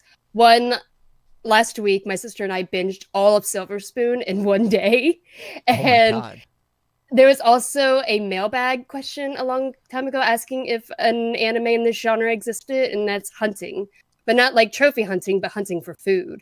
Ooh. And the reason why Silver Spoon brought up the idea in my head was Silver Spoon deals with a lot of like conflict between like knowing, like growing attached to animals and respecting them, helping them, but also come to a realization that it's necessity for us to eat them sometimes. So the main Wilbur. character, I'm sorry? I said, sorry, Wilbur. Yeah. So the main character throughout Silver Spoon deals with that conflict. And I think it would be very interesting in this type of show, a show about hunting. I believe when we answered the mailbag question, we also couldn't come up with anything outside of like Monster Hunter. There isn't like any actual shows focused on hunting. I'm sure they do. And like, I think Gon Kamui had a character who hunts, stuff like that. But there's none that really focuses on like modern day hunting. And also, I don't know the hunting laws in Japan. I know it's illegal, but just not a lot of people do it. It's very rare. But that'd be also interesting to see different hunting laws in Japan. And the reason why this is like a interest of mine is because I live in Ohio. Even though I am in a city, it does not, you don't have to travel very far to get to a farm. I've lived around farms my life. A lot of stuff in Silver Spoon I've experienced myself because family members have farms. Me and my sister only had to drive down the street to go horseback riding together. We've done a lot of that stuff together. And my dad is a hunter. And all my life, he every year around this season, actually, he's out right now until December is deer season. And he, at a very young age, he taught me how to hunt. Of course, I've never actually done it myself. He just brought me with him and taught me how. And the different type, he didn't use rifles. He never used guns. He always preferred a bow. He had a compound bow, and then he moved up to a crossbow. And so at a very young age, he made me a stick bow, which was like a branch that he carved and added a string to, and taught me how to shoot a bow. And then he taught me just how the different ways that you call deer, like different ways to track, different things to look for, the different kinds of scents and lures, calls. Knowing when to shoot, like you don't want to shoot, like you always want to shoot when the deer's like always like all the way in like vision, but you always want to aim for the lungs. You never want to puncture the guts at all. And just respecting the animal too. Like as soon as you shoot an animal, you don't want to run after it because it puts too much stress on the animal, like unnecessary stress. And causes their not anxiety. What am I trying to think of? It releases like endorphins and stuff into their system, which so they run further. So you just want to sit there and wait until it's enough time, and then learn how to track them. And different kinds of points, laws, the tagging, how to field dress. My dad taught me how to field dress. So yeah, I know it sounds crazy, but I've lived around just country all my life. And at the end, it can become a cooking anime. And my mom gave me some deer meat for deer chili last night. So if there's ever a zombie apocalypse and we need somebody to hunt for us, we have to make our way to Ohio. We're definitely going to get Mandy. Yeah. Yes. Well, yeah, I mean, deer. And as we found out, we may have to cook zombies. What? Yeah.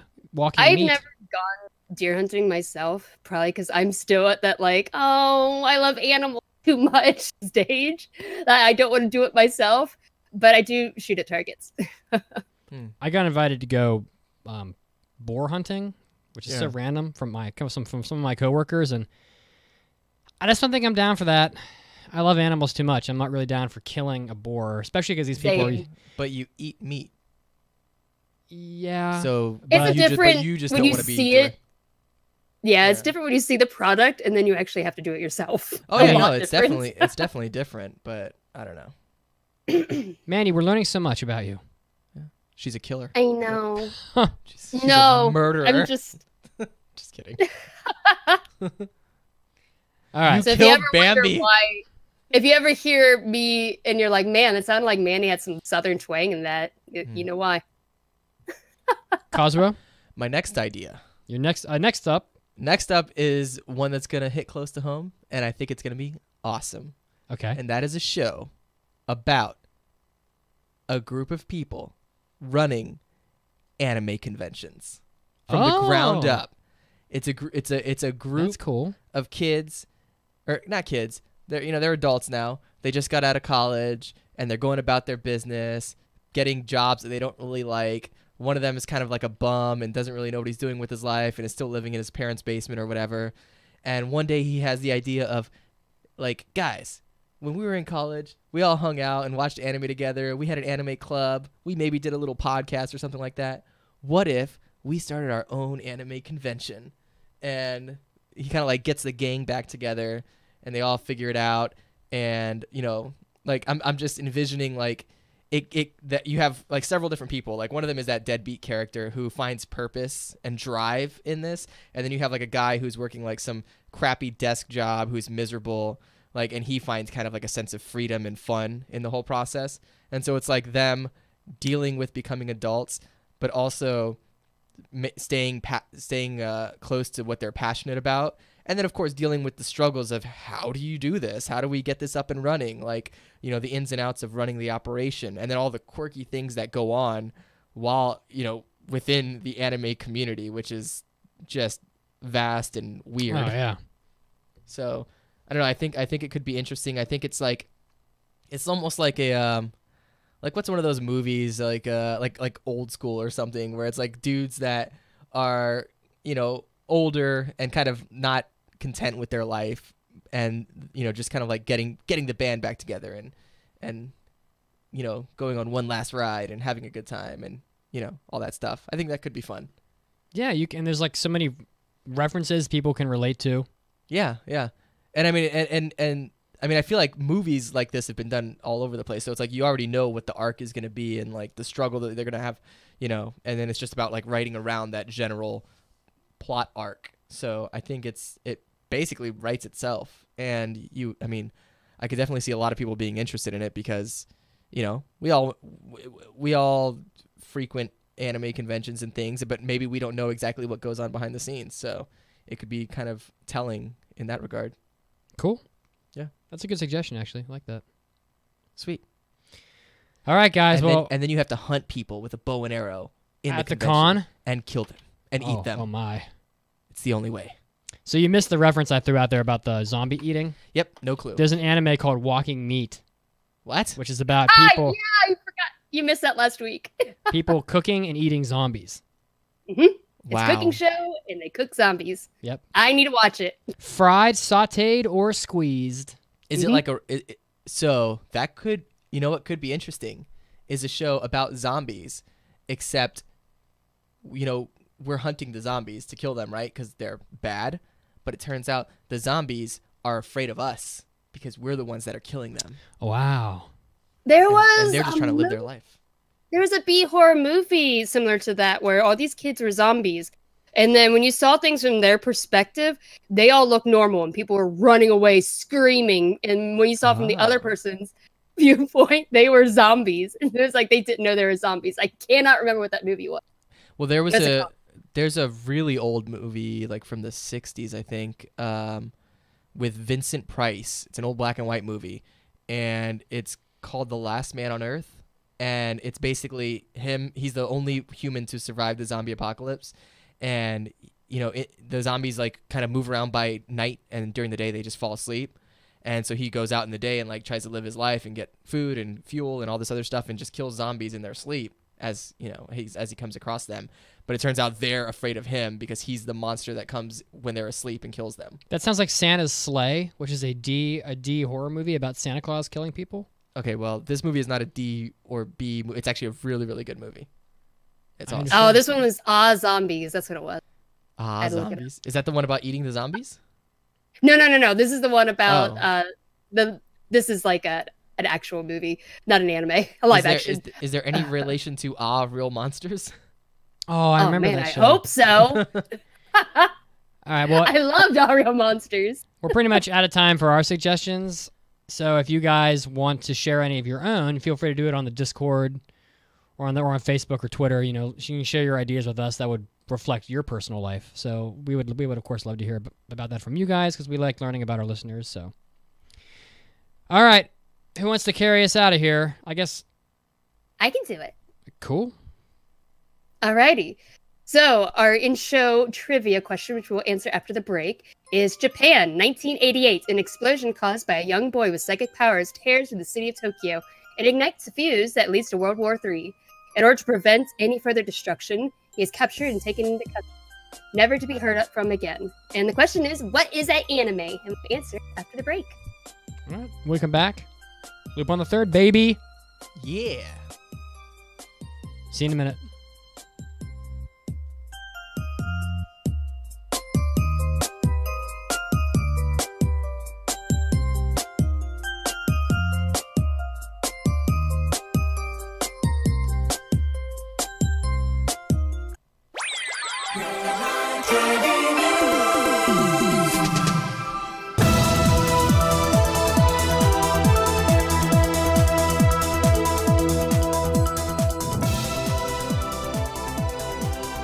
Hey, all you wild and crazy anime fans out there, I've got some anime crack for you. Just kidding. It's just the news. Let's get to it. For starting us off, well, there are some new movies coming out in Japan. There is a new Gundam movie coming out, Kido Senshi Gundam NT, and also a new Godzilla movie coming out, Godzilla the Planet Eater.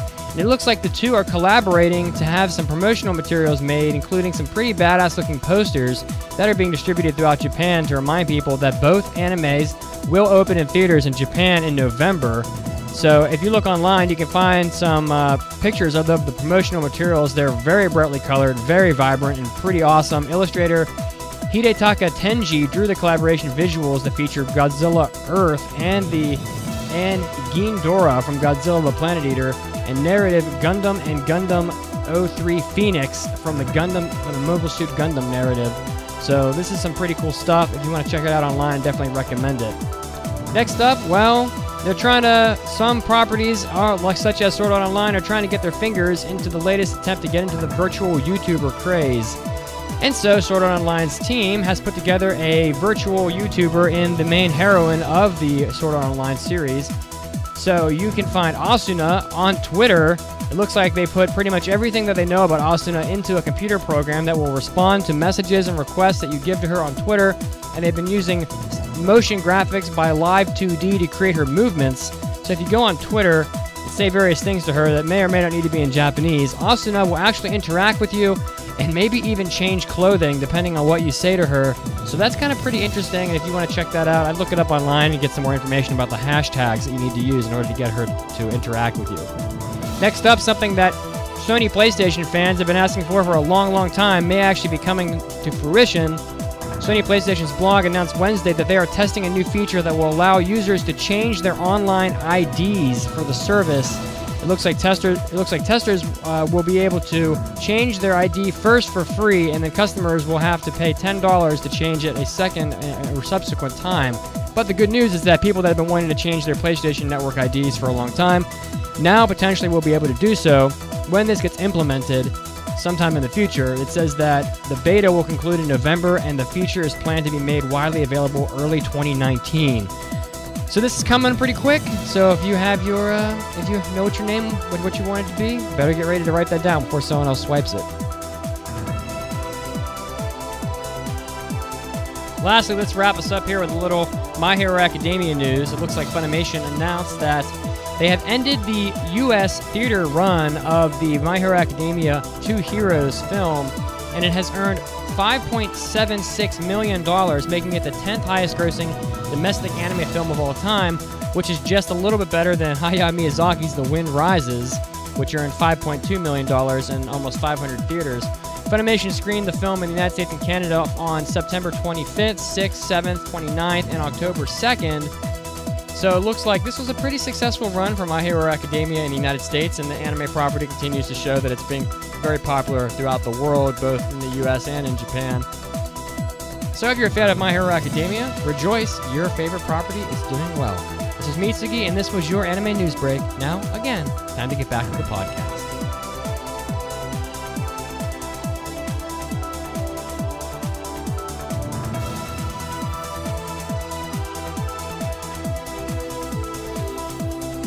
Now that we're getting to our main podcast topic, I just so happen to have found this perfect... Let me guess, another list? Well, kinda. Not just any list, though. The greatest list to ever grace the internet. Go on. It's J-List, baby. Did somebody say J-List? That's right, my little Peruvian Pocky box. What is... Exactly. You like boxes, right? I don't even... Bingo! Everybody loves boxes. You know why people love boxes? I don't know. Great point, Enzo. Because boxes have things in them, and J-List boxes have tasty things in them. What kind of... I agree, Enzo. A wise man once said, life is like a J-List snack box. You never know what you're going to get, except you do. Snacks from Japan. Hold on. Are you telling me that... If you go to jlist.com, you can sign up for the monthly snack box and get all kinds of delicious treats from the land of the rising sun. Oh, man, I better... Go, Enzo. Go now. Don't wait. Don't speak. Go to jlist.com and make your sweet candy dreams come true. You're welcome.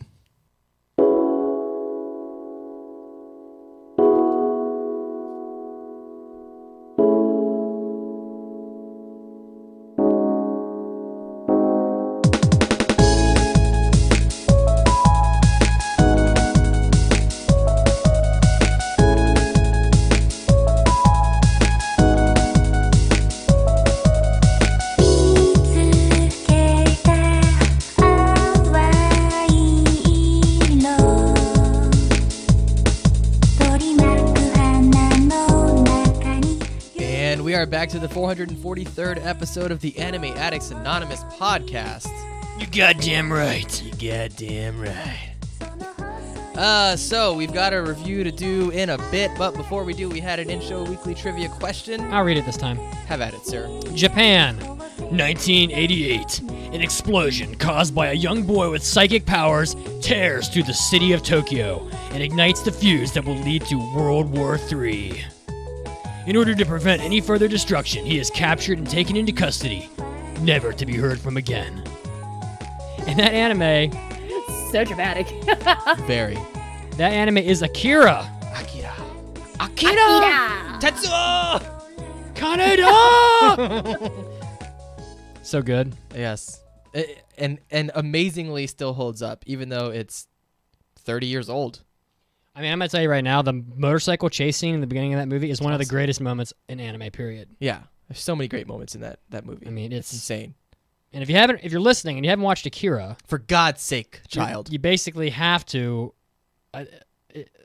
What would the equivalency be from like a Hollywood movie? That's hard to. Shawshank Redemption.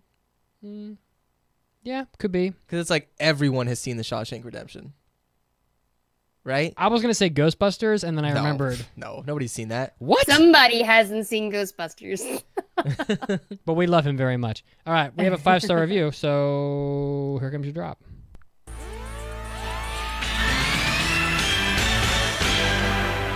It's time for iTunes review. Yes. Before we get to our review, we have a review from you about us. And if you would like to voice your opinion, head on over to iTunes and leave us a 5-star review. Although this time it's a 1-star review. No, and they write, this anime sucks so badly. This anime? Well, I screwed that up. Are we an anime? Damn it. All right, so this one... yeah. I did. That was very not suave. No. You tried, and that's what's important. I know, God damn it. This review comes from, is it Cherry or Sherry? Don't know. Sherry, probably. Sherry H. And in the subject line, they put, an anime watcher's must. Ooh. Even though I fall outside of the target audience for anime, being a 39-year-old mother of 2, hey, so am I. I watch 5... Just kidding. What? I'm just joking. I watch 5 times more anime than my 18-year-old son. Good Lord. When I decided to start keeping up with new anime, the AAA podcast was the clear choice. Other podcasts really can't compete. Their hosts have a wide variety of favorites, so no genre is ever completely left out. And they also discuss older anime as well. They have very consistent episodes and have been going for a very long time. Yeah, shit. Too long, some might say. No, I'm kidding. So there's a very healthy backlog to fill a 10-hour workday. They are engaging and humorous. That's opinion. This is one of the only podcasts I can't wait for every week. Cherry Face, I guess, is their username. Cherry Face. Well, thank you very much, Cherry Face. Thank you so much, Cherry. I appreciate it. Yeah, thank you. And we're happy that we could help you get through that 10-hour workday. Mm-hmm. Because I know that feel, and podcasts definitely help. I think it's awesome when people send us messages like, you make my workday so much better. I'm like, oh. Well, it's really messages like that make it worth doing, right? Yeah. I mean, that's what I Definitely. I never thought that anyone would say that about myself. That you help them get through their day? Yeah. Yeah. Don't sell yourself short, man. Wait, you're not supposed to agree with me. No, I mean, I'm agreeing with the thought about myself as well. I agree that I never, yeah. I mean. Right. So Lupin the Third Part 5. Yes. Yes. Speaking of anime that people should hopefully be at least a little bit aware of. Right. Lupin the Third is... Lupin the Third has been around since the late 60s. It has. And it's been like relevant most of the time because they keep making more of it. Right. I went back and watched the original pilot of Lupin the Third, which came out in, I think, like 68 or 69. Wow, I haven't seen that. How was that? It was fun. Nice. It's a short, but it's just kind of like a pilot to kind of introduce the characters and stuff, and it's good, and it has that same kind of vibe that you can expect from Lupin. And yeah, this show is, like you were saying, it's been around forever, and I feel like it's always been really good. Like there's no part of Lupin's history that I can think back on and be like, oh yeah, that part kind of sucked. Like I feel like it's always been high quality.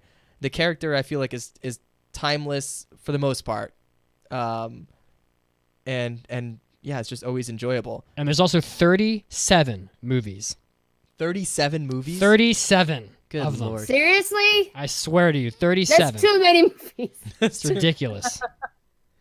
Yeah, I think another thing about like Lupin is that you can jump in at any point though. Like, yeah, there's 37 movies, there's 5 series that date back decades, but you don't have to go back and watch any of those. You can just jump in and you could pick a random episode of Lupin and watch that for the most part. There are a few episodes that are like multi-episode story arcs, but yeah, for the most part, it's like you don't have to go back and watch any of that if you don't want to. I would say that you should watch some of it at least. Like I would recommend the Castle of Cagliostro and a few other things, but you don't have to. Like you can jump in right here on part 5 and be totally caught up. I feel like even if you haven't seen Lupin, you know who he is. So like the character introduction is kind of unneeded.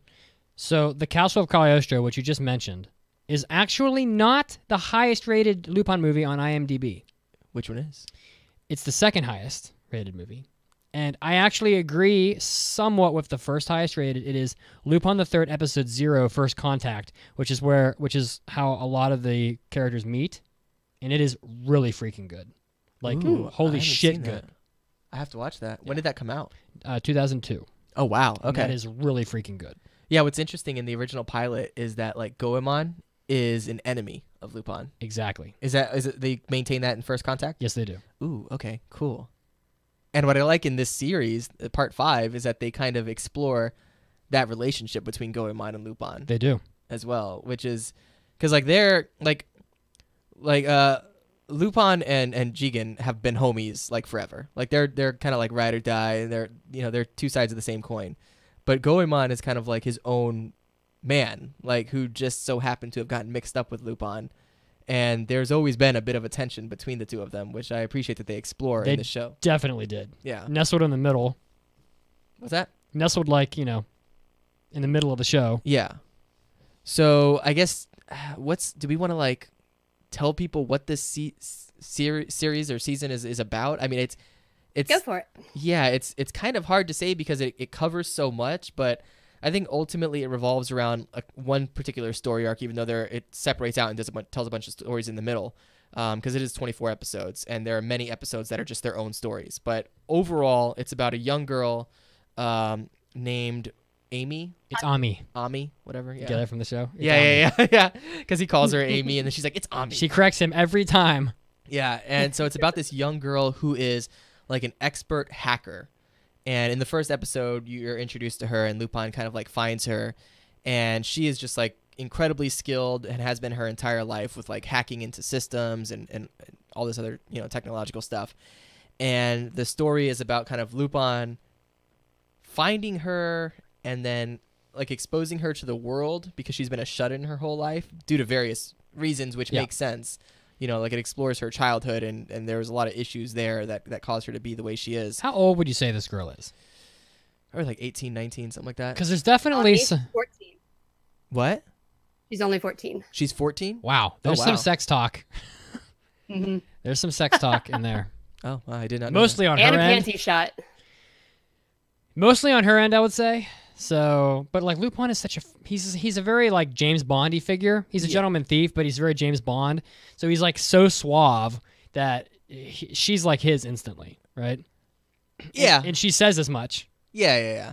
I mean, Lupin is James Bond in a sense because he is quite suave, even though he's almost like a bumbling James Bond. Like he's almost like an Austin Powers.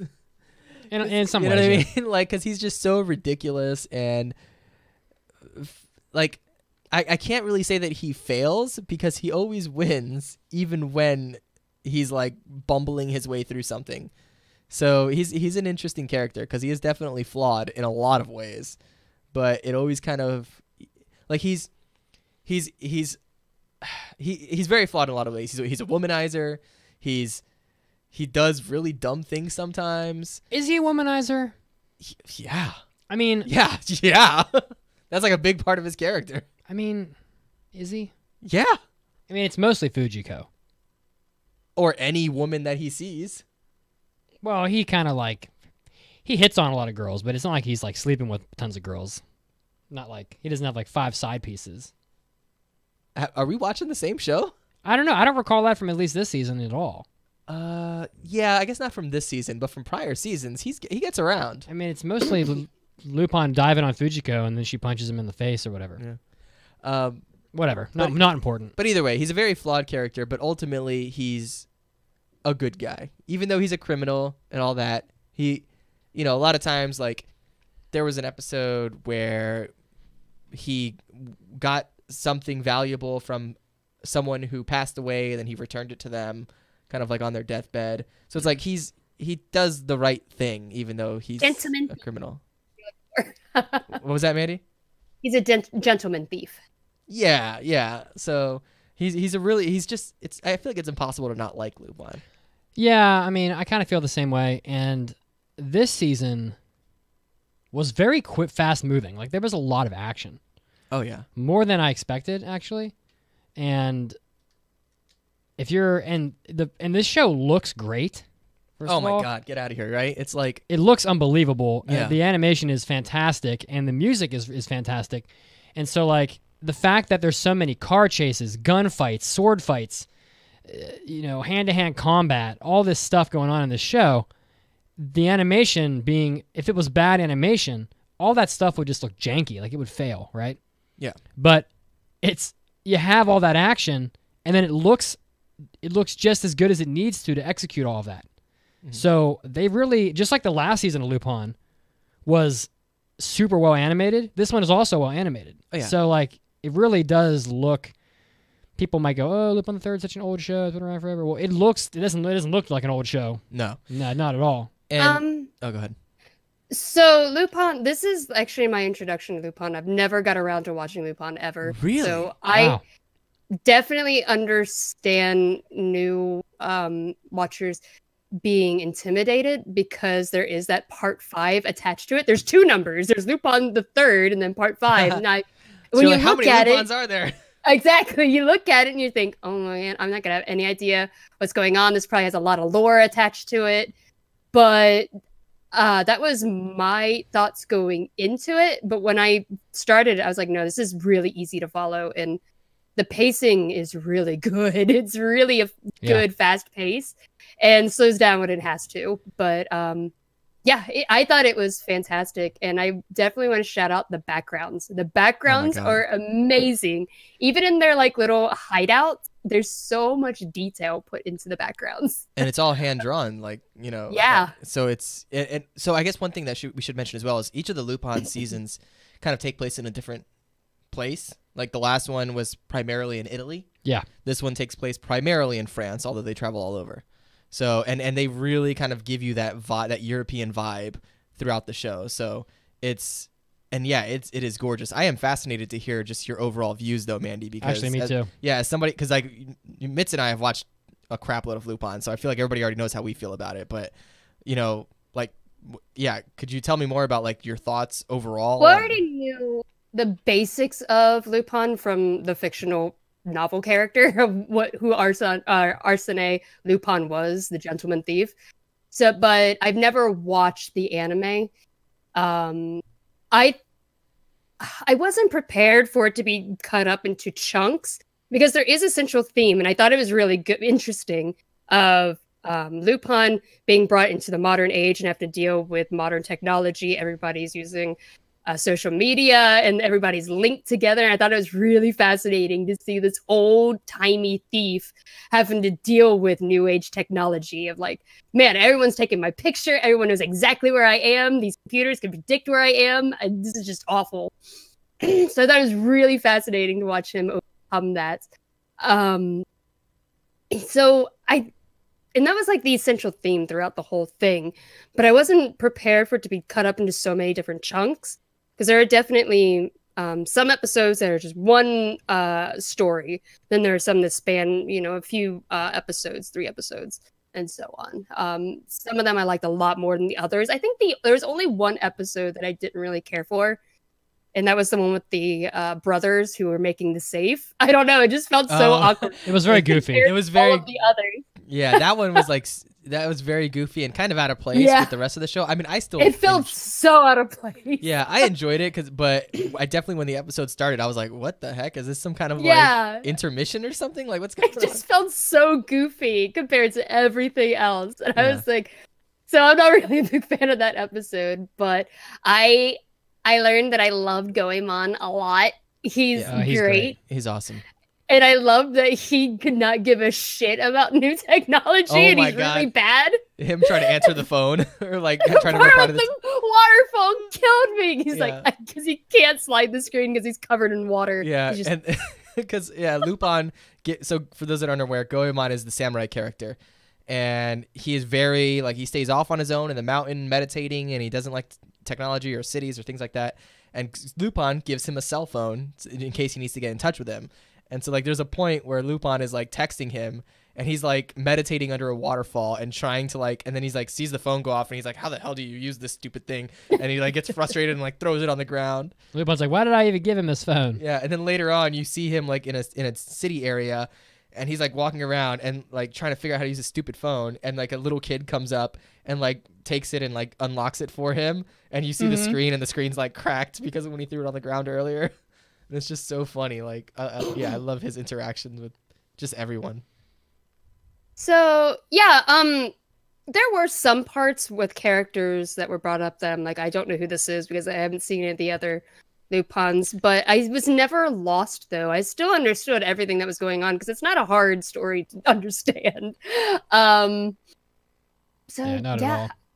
I did find it, I loved it, though. I was never bored with it ever. Like, the pacing was really well done. There were a few cliffhangers at the end of episodes that killed me because I really wanted to watch the next one. Yeah. And I really enjoyed it. I also loved Fujiko, even though she's not trustworthy at all. I still loved her because she, like you were saying before, she's like a sex icon in anime. Yeah. But wields it as a weapon. I found her so fascinating. And that one scene where she just literally picks up Lupin and saves him and jumps out of a window. I was like, this woman's fantastic. I love her. She's a femme fatale, and she's basically Lupin, except in some ways more capable. You know? Yeah. Like they're in weird ways mirrors of each other, which is fascinating. I will say I didn't really find Ami all that interesting. No, I didn't either, actually. Yeah. I like didn't really give her enough screen time, I feel like, or character interaction. I liked the girl from the last season a lot better. Rosalina. What was it? I want to make sure that's her name. I want to get her name right. Rose, the blonde hair girl. Yeah, with like the greenish tips. Yeah, I liked her a lot better. Oh yeah, she shows up towards the end, doesn't she? Well, yeah. I mean, she's not in it very much. Yeah. Oh, okay. Yeah. No, she's in it. She shows up at the very end. Yeah, at the very end. Yeah. I was like, I don't know who this is. Yeah, she was like the main. So like, she was the main character, one of the main characters from the last season, and the last season started off. I actually like the last season a little bit better. I would say. This season is a lot like the last season in that certain characters in Lupin the Third that used to be really important in the old shows aren't important anymore. And by that I mean Zenigata.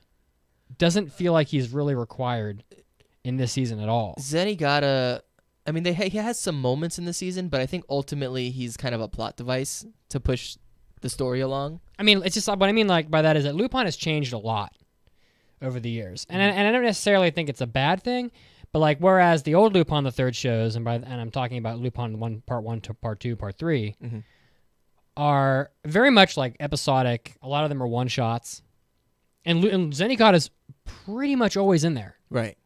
And if anybody who watched Lupin the Third on Cartoon Network has seen a pretty good chunk of the old Lupin, like, you know, around 60 episodes of it they had. And Zenigata is in there a lot. But in the last 2 seasons of Lupin, Zenigata he's not like really there. Right. You know, he's in probably less than half of these episodes at all. Yeah. He's not used nearly as much as he has been previously, but I mean, he's still in there a fair bit, and I appreciate like Lupin and his relationship. I wish they would explore it a bit more because I think there's definitely more there to get. And they do somewhat in the show. Like there are moments where Zenigata has to save Lupin because I thought he had a lot of airtime, but I haven't seen the others, so I don't know. I mean, they're for them in the old Lupin. Most of the time, he's trying to catch Lupin, and he's obsessed with it. Yeah. There are moments in the old Lupin shows where he actually catches Lupin, like legit, and lets him go. Yeah. Because he realizes that if he were to catch Lupin for real, his life would have no meaning. Mm. And so I actually really enjoyed towards the beginning of this season where Zenigata doesn't have any jurisdiction, and he realizes that, and he's still trying to catch Lupin. He's just trying to like take him to places where he can catch him. Yeah. And so, but they end up working together somewhat. Right. And I really like seeing that because you know that deep down they sort of really appreciate each other. Yeah. The whole scene where the girl's like, who is this? Is this like your lover? And Zenigata's like freaking out, and Lupin's like, well, come on, you don't love me? It's really funny, yeah. Lupin is he's really funny. He's a really funny character, but he's also like epically badass. Yeah. And to see, and you definitely see him vulnerable in this season, though. Like there are a number of occasions where he is in way over his head.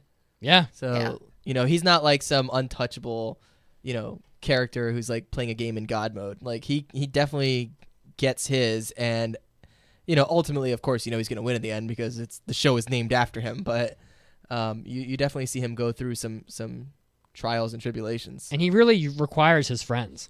Oh yeah, a lot. Like he definitely leans on Jigen and Goemon, and I guess Ami too in this one. Yeah. So like I really liked. There's a part towards the end where all of the characters are questioning their like ties to each other. I thought that was really fascinating to like, what exactly do we mean to Lupin? Is he just using us? Like, are we friends? And I thought that was really interesting to bring up.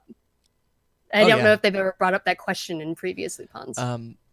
Not really. No, not that I recall.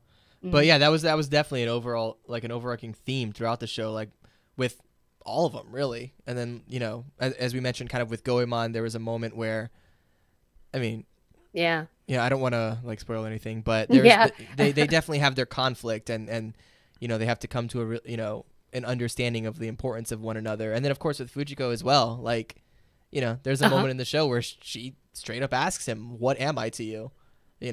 And we get a bit of an answer towards the end.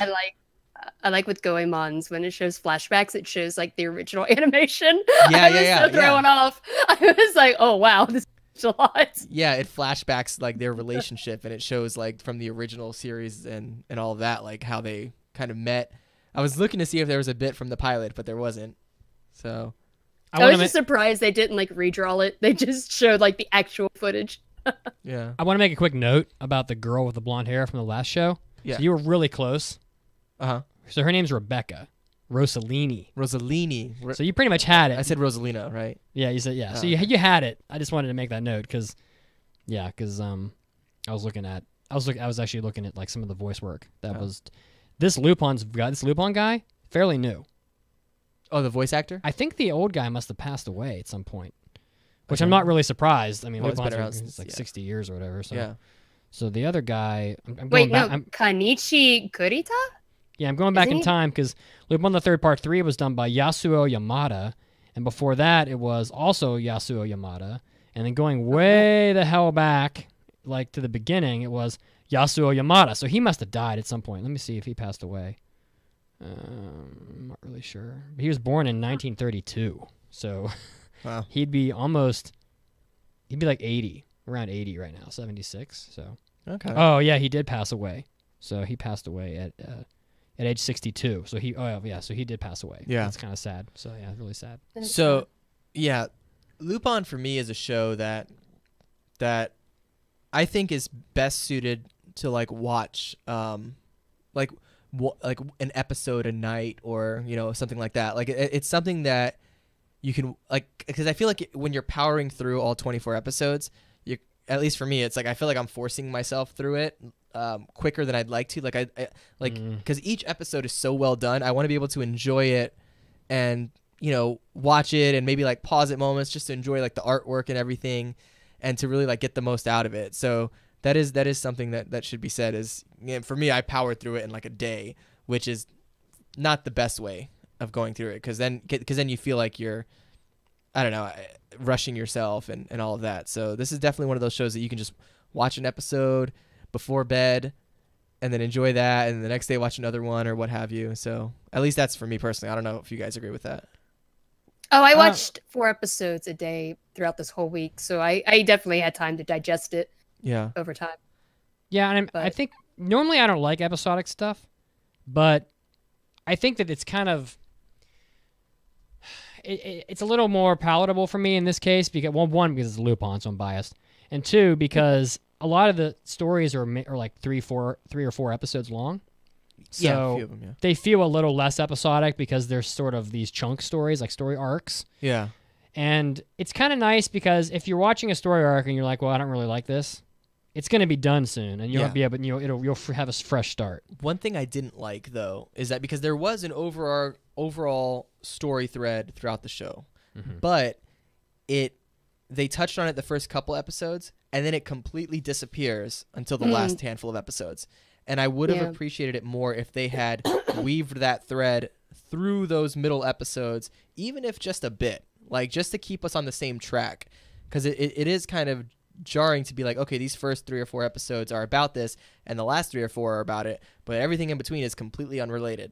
Like that's a little weird to me. And towards the end, when you're reintroduced to those characters into that storyline, it almost feels like, oh, where have these people been all this time, and you have to get reacquainted with them. Whereas if they had just kept a slight thread going through it, I feel like it would have been better.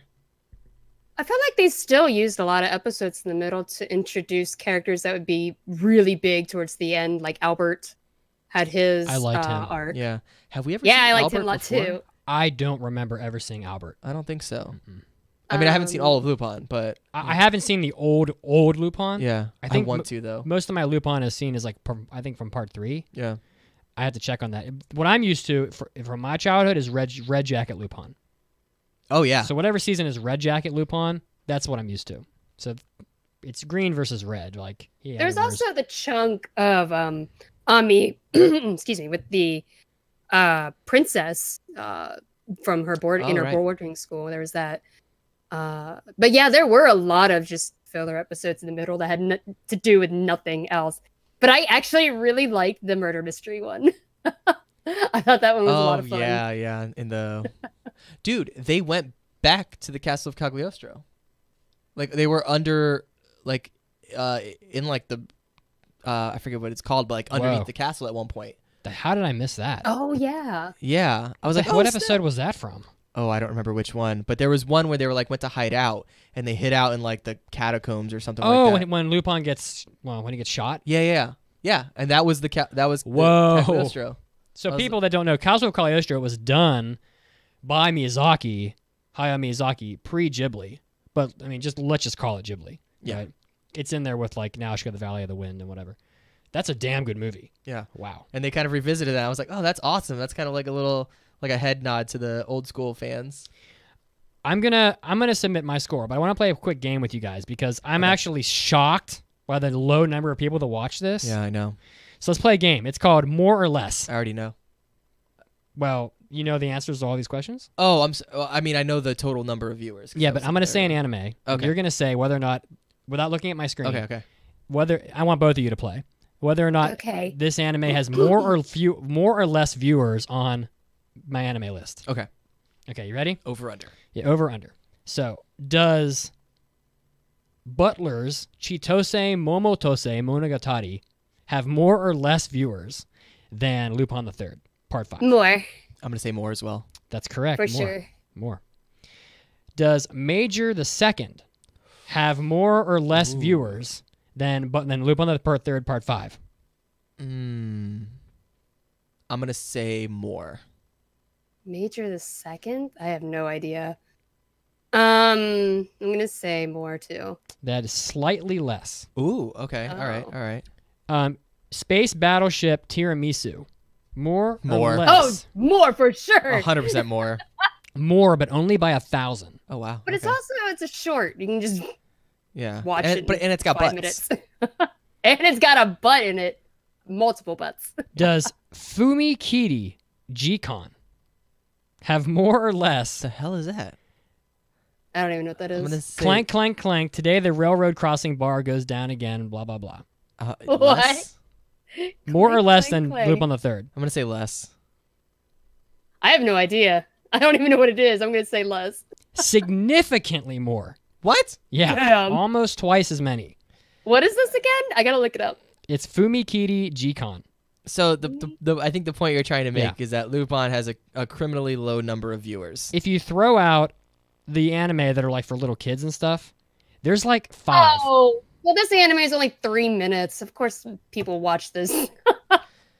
Okay. It is concerning though because it's like yeah.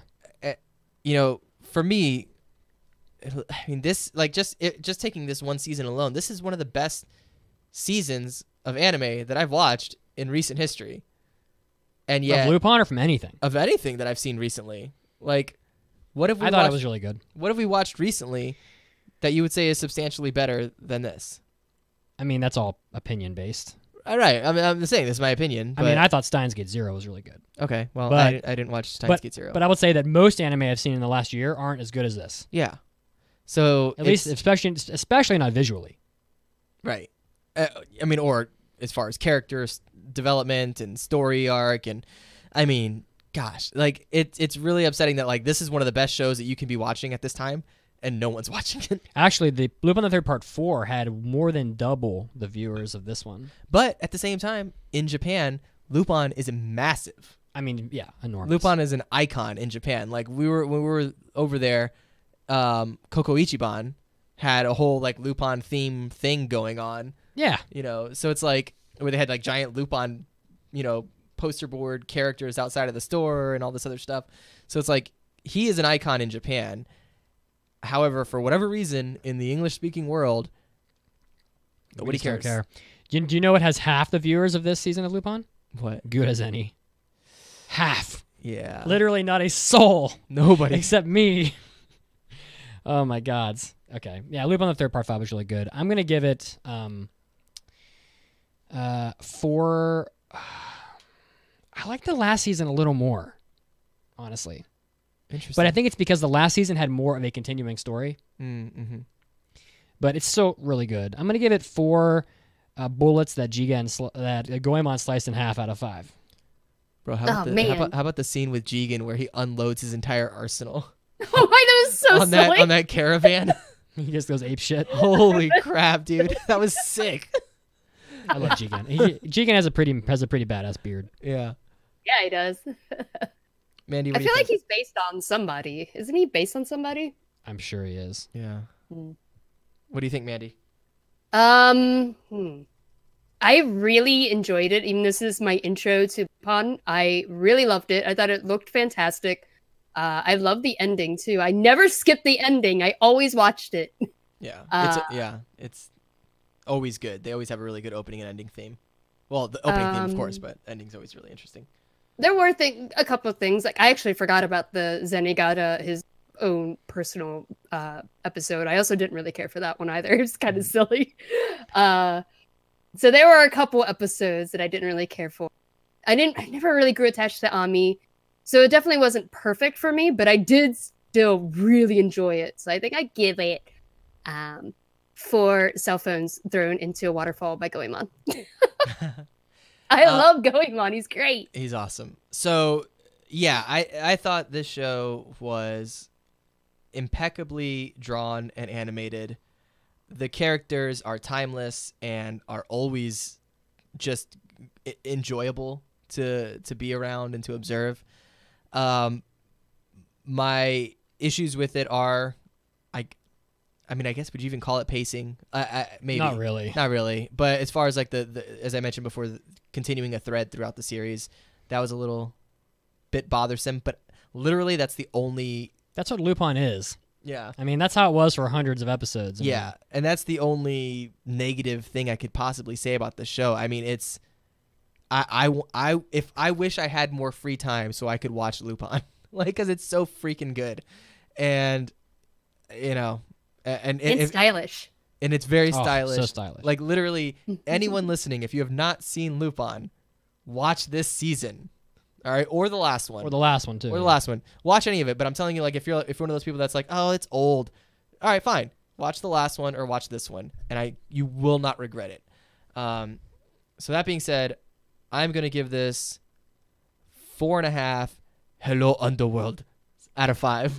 Hello Underworld. Just so you know, Mandy, you were asking about Jigen's inspiration. According to Monkey Punch, who the creator of Lupin, the character was created as a possible American gangster based on actor James Coburn, especially from his role in The Magnificent Seven. Oh, wow. Interesting. Okay. When the series was adapted into animation, the role was played by Kiyoshi Kobayashi, the voice actor responsible for dubbing many of Coburn's roles into Japanese. So that's interesting, because I knew like Lupin was, based off of the fictional character, and Goemon is based off of the fictional character of like an outlaw samurai. But I couldn't figure out who Jigen was, so that's pretty cool. I wonder who Fujiko is. All right, so Lupin gets a 4 out of 5. Shall we move on? Let's do it. Yeah. It's time for an almighty anime mailbag. Anime. Mailbag.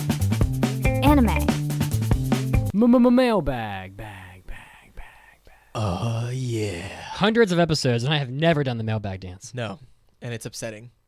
Oh, I'm sorry. I love how like Mandy is right here on the screen. Yeah, like I'm just gonna hold the box of Mandy's head. I think we're gonna convert to split screen pretty soon here if we can figure out how to do it. Yeah, I don't know how that works. XSplit or some software will probably solve that problem. So I'll read the first one. Okay, well maybe we should tell people how they can leave us a mailbag. Indeed. Of course, you can head over to AAAPodcast.com. Along the very top of the screen, there's a mailbag button. Mm-hmm. So just click on that, drop us a line, let us know what you think, ask us questions, tell us stories, share limericks, or naked pictures. No, maybe not that. I didn't say this at the top of the show, and I should have, but I hired a third-party tech firm to work on the website because we don't have we lack the competency to do it. We lack competency. It's true. And so the website is way the hell faster. Whoa. Like some pages load instantly. And they are going to be re-optimizing for all mobile devices. Some pages are already loaded. That's right. Before you even go to them. It's true. So Damn, the website has seen better days, but now it is significantly better than you probably remember it. So go check out the website again, just to look at the handiwork of the third-party tech firm. So thank you to them. Kate writes, I loved anime since I was a kid. Now I'm 25 now, still going strong, and I have found that almost every series I really get into, I become incredibly emotionally invested in. No matter what genre of anime it is, almost all of them have moments that bring me to tears, and I'm left feeling empty when the show's over. I know so many people in the anime community feel this way as well. I never experienced this feeling with American shows or other animated shows or movies, and I would love to know what your thoughts are on this. What do you think it is about anime that gives it the ability to draw us far in and form real connections to fictional people and their lives? Thank you all for the hard work you put into this podcast. I recently discovered it and have been listening nonstop. I think there's a number of things. One, I think anime kind of captures within a lot of us like our childlike sense of wonder, and we're, especially those of us that got into it when we were little kids. It's like for me at least, and I can only speak to my own personal experience, but like for me, watching anime as a kid was mind blowing because it was like, what is this? You're only used to like Bugs Bunny and stuff like that, and then you see this like incredibly looking, stylized, but also really deep story wise product, and so it kind of like captures that sense of intrigue in you, and so you kind of become invested in that way. And then as you grow, I don't know. It's one of those things that for me it just takes me back and reminds me of like sitting on the living room floor, laying in front of the TV, and just watching Dragon Ball Z or something like that. So it's emotional in that regard, but also like so many of the characters are so well written in a lot of these shows that you can't help but kind of like feel for them. So I think it goes a lot to the mental makeup of the viewer, because I personally don't feel that way. There are anime that do move me emotionally, but it's not like it happens. I would say it doesn't even happen 25% of the time. So, but I think that a lot of anime, as you just said, it's the well-written stories and characters that lend themselves to emotional attachment. So, in a lot of American stuff, there are shows that are fine, but like, a lot of it is silly, cartoons. Cartoons are for kids in the United States. So, and they're not really made to move you emotionally. They're there to entertain little kids. So, and that's not everything, but that's a lot of it. Like, Two Stupid Dogs and all this other stuff. So, and people that are kids now don't even know what that is. I just dated myself. That's fine. So, that's my answer. Mende? Anything? I don't know. I was thinking maybe it's the art style too. Like you were saying, the American cartoons have a completely different art style that's really hard to relate to. But anime, and I don't mean this like in a sexual way, but anime characters are just attractive. They look closer to maybe the proportions, and maybe you can relate to them easier. I don't know. Yeah. I think also to like go off of what you're saying, it's like it does depend on the individual. Like for me, like personally, I'm very impacted by what I observe as far as like emotionally. I guess empathetic would be the word to describe it, but like that's why I don't like horror movies or sad movies, because I get sad. Like, but so I definitely understand becoming emotionally affected by what you're watching. So yeah, it's normal. All right, next mailbag. Yeah. The next one is from Nelly1876, and he or she writes, "You always hear the question." Oh, 1876. I'm sorry. They're a long time writer in her. Oh, I'm sorry. Nelly1876. Right. You always hear the question, which video games would make good anime? But I'm wondering, which anime do you think would make a good video game? Thanks. Love ya. Gonna defer to Mandy here. So what I wrote down in my notes, this question's really hard to answer because a lot of anime already have video games. We just don't get them here in the States. Like a lot of ones that you wouldn't expect do have video games. Like Kuroko no Basuke has one, Haikyuu has one, Durarara has like 2 or 3. Mushishi has a video game. What? And, is it a sleeping simulator? Oh God. Food Wars has a couple of them, and I kind of really wish we had them here because I would love to play them. So yeah, there are a lot of anime that do have video games. We just don't get them here. The ones that we do get here, this is relating to what Mitsugi wrote on his notes, is that we usually get a lot of the fighting games here. We get like Naruto, we get the JoJo ones, we get Dragon Ball Z, we get a bunch of those. Isn't there a Shonen Jump game that's going to be coming out soon? Yeah, there's a Shonen Jump one that's like a big collection of Shonen Jump characters. There was another one a while ago. Kuroko was in that one too. Weird, but I would be entirely selfish with this question because I would love to have a Natsume video, and there hasn't been one. Because I think the series is just already so beautiful and whimsical that I think the art style would work really well in a visual novel. It could either be like a kinetic visual novel, which means that you don't make any choice, just read and experience it, or maybe it could just be Natsume making you make decisions throughout like a brand new story in the franchise with some mini games along the way. But that's what I would want. What would a Lupin video game look like? They have that. Oh yeah, well, there's got to be one. Well, when is that like a? I mean, is it in the States? I don't know. Probably not. Oh. No, we probably don't. They can make a Lupin game that was like a Grand Theft Auto type game, where you're like doing heists. Yeah. There's Lupin the Third Chronicle that came out on GameCube. I mean, you'll recall that. You'll recall that Grand Theft Auto 5 was actually about heists. Yeah, true. Like you rob a jewelry store. Oh, we got a PlayStation 2 one over here. Yeah, I figured probably around that. PlayStation 2. I mean, Holy crap! Every property had a game that came out on PS2. PS2 was so bajillion games. Yeah. So yeah, I would love to see a Loop on the Third game that's done in the style of like a Yakuza or a Grand Theft Auto type game. Yakuza would be sick. Because I mean, it's but you do it cell shaded and stuff, make it look like the anime. Sure, that'd be dope. Why not? All right. Last mailbag comes from Yotaru Vegeta. It says, "Good day, AAA. Is hate watching bullshit? I am on the outside looking in, and I just don't get it. After a few episodes of Black Clover, I abandoned it. I didn't hate Sword Art Online enough to drop it, but I didn't watch it ironically. I'm not going to devote time to a show that might run for years because I want to laugh at how it fails. Do I not get it because I'm old and don't have time to watch lackluster shows? Lackluster shows or just the lulls? Did you ever devote time to hate watching? No, absolutely not. Not really. I do. I love hate watching. Of course. What have you hate watched? Actually, sometimes me and the girls on the Discord have a bad anime night, but sometimes it backfires. Last time it backfired on us because we were like, "Oh man, Psycho Boys looks awful," and then we all love Psycho Boys because it was so ridiculous. I don't know. I just think it's fun to sometimes get in a group with friends and watch something that's really bad for a good laugh. Well, I don't know. It probably depends on your sense of humor, though. Yeah, I don't think that would be considered hate watching though, because like I've watched bad things because they're funny, like. Mad Bull 34 or what are some other terrible shows we've watched that are Garzy's Wing.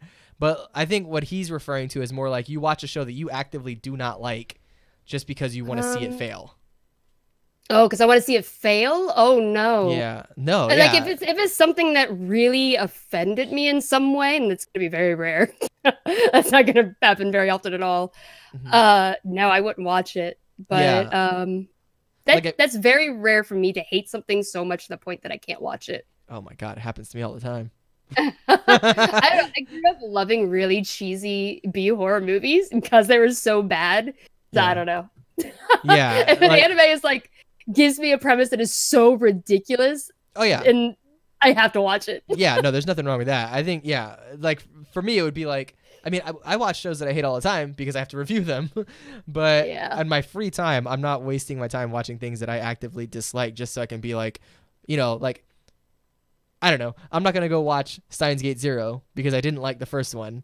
And, if I were to go and watch the second one just to be like, I still don't like it. Like, no, that's dumb. I'm not going to, I don't know. Right. But I guess some people just have more free time or have more of a desire to hate on things. I don't know. Okay, well, that's about all we have for today. All right, well, thank you guys so much for tuning in to the 443rd episode of the Anime Addicts Anonymous podcast. Again, if you would like, you can find us online, AAAPodcast.com/join to sign up for an account to get access to all of our additional episodes that we have, hentai episodes, hobby addicts, after parties, and a whole bunch more. Check out our new and improved website. Well, not really new, but improved. Yeah, it needed to be improved. Yeah. Like in a big way. Also, head over to iTunes, subscribe to us on there, and give us a 5-star review, and we will read it on the show. You can find us on Facebook, facebook.com/groups/AAAPodcast, and on Discord. That's right. You can find a link to that at the top of the website.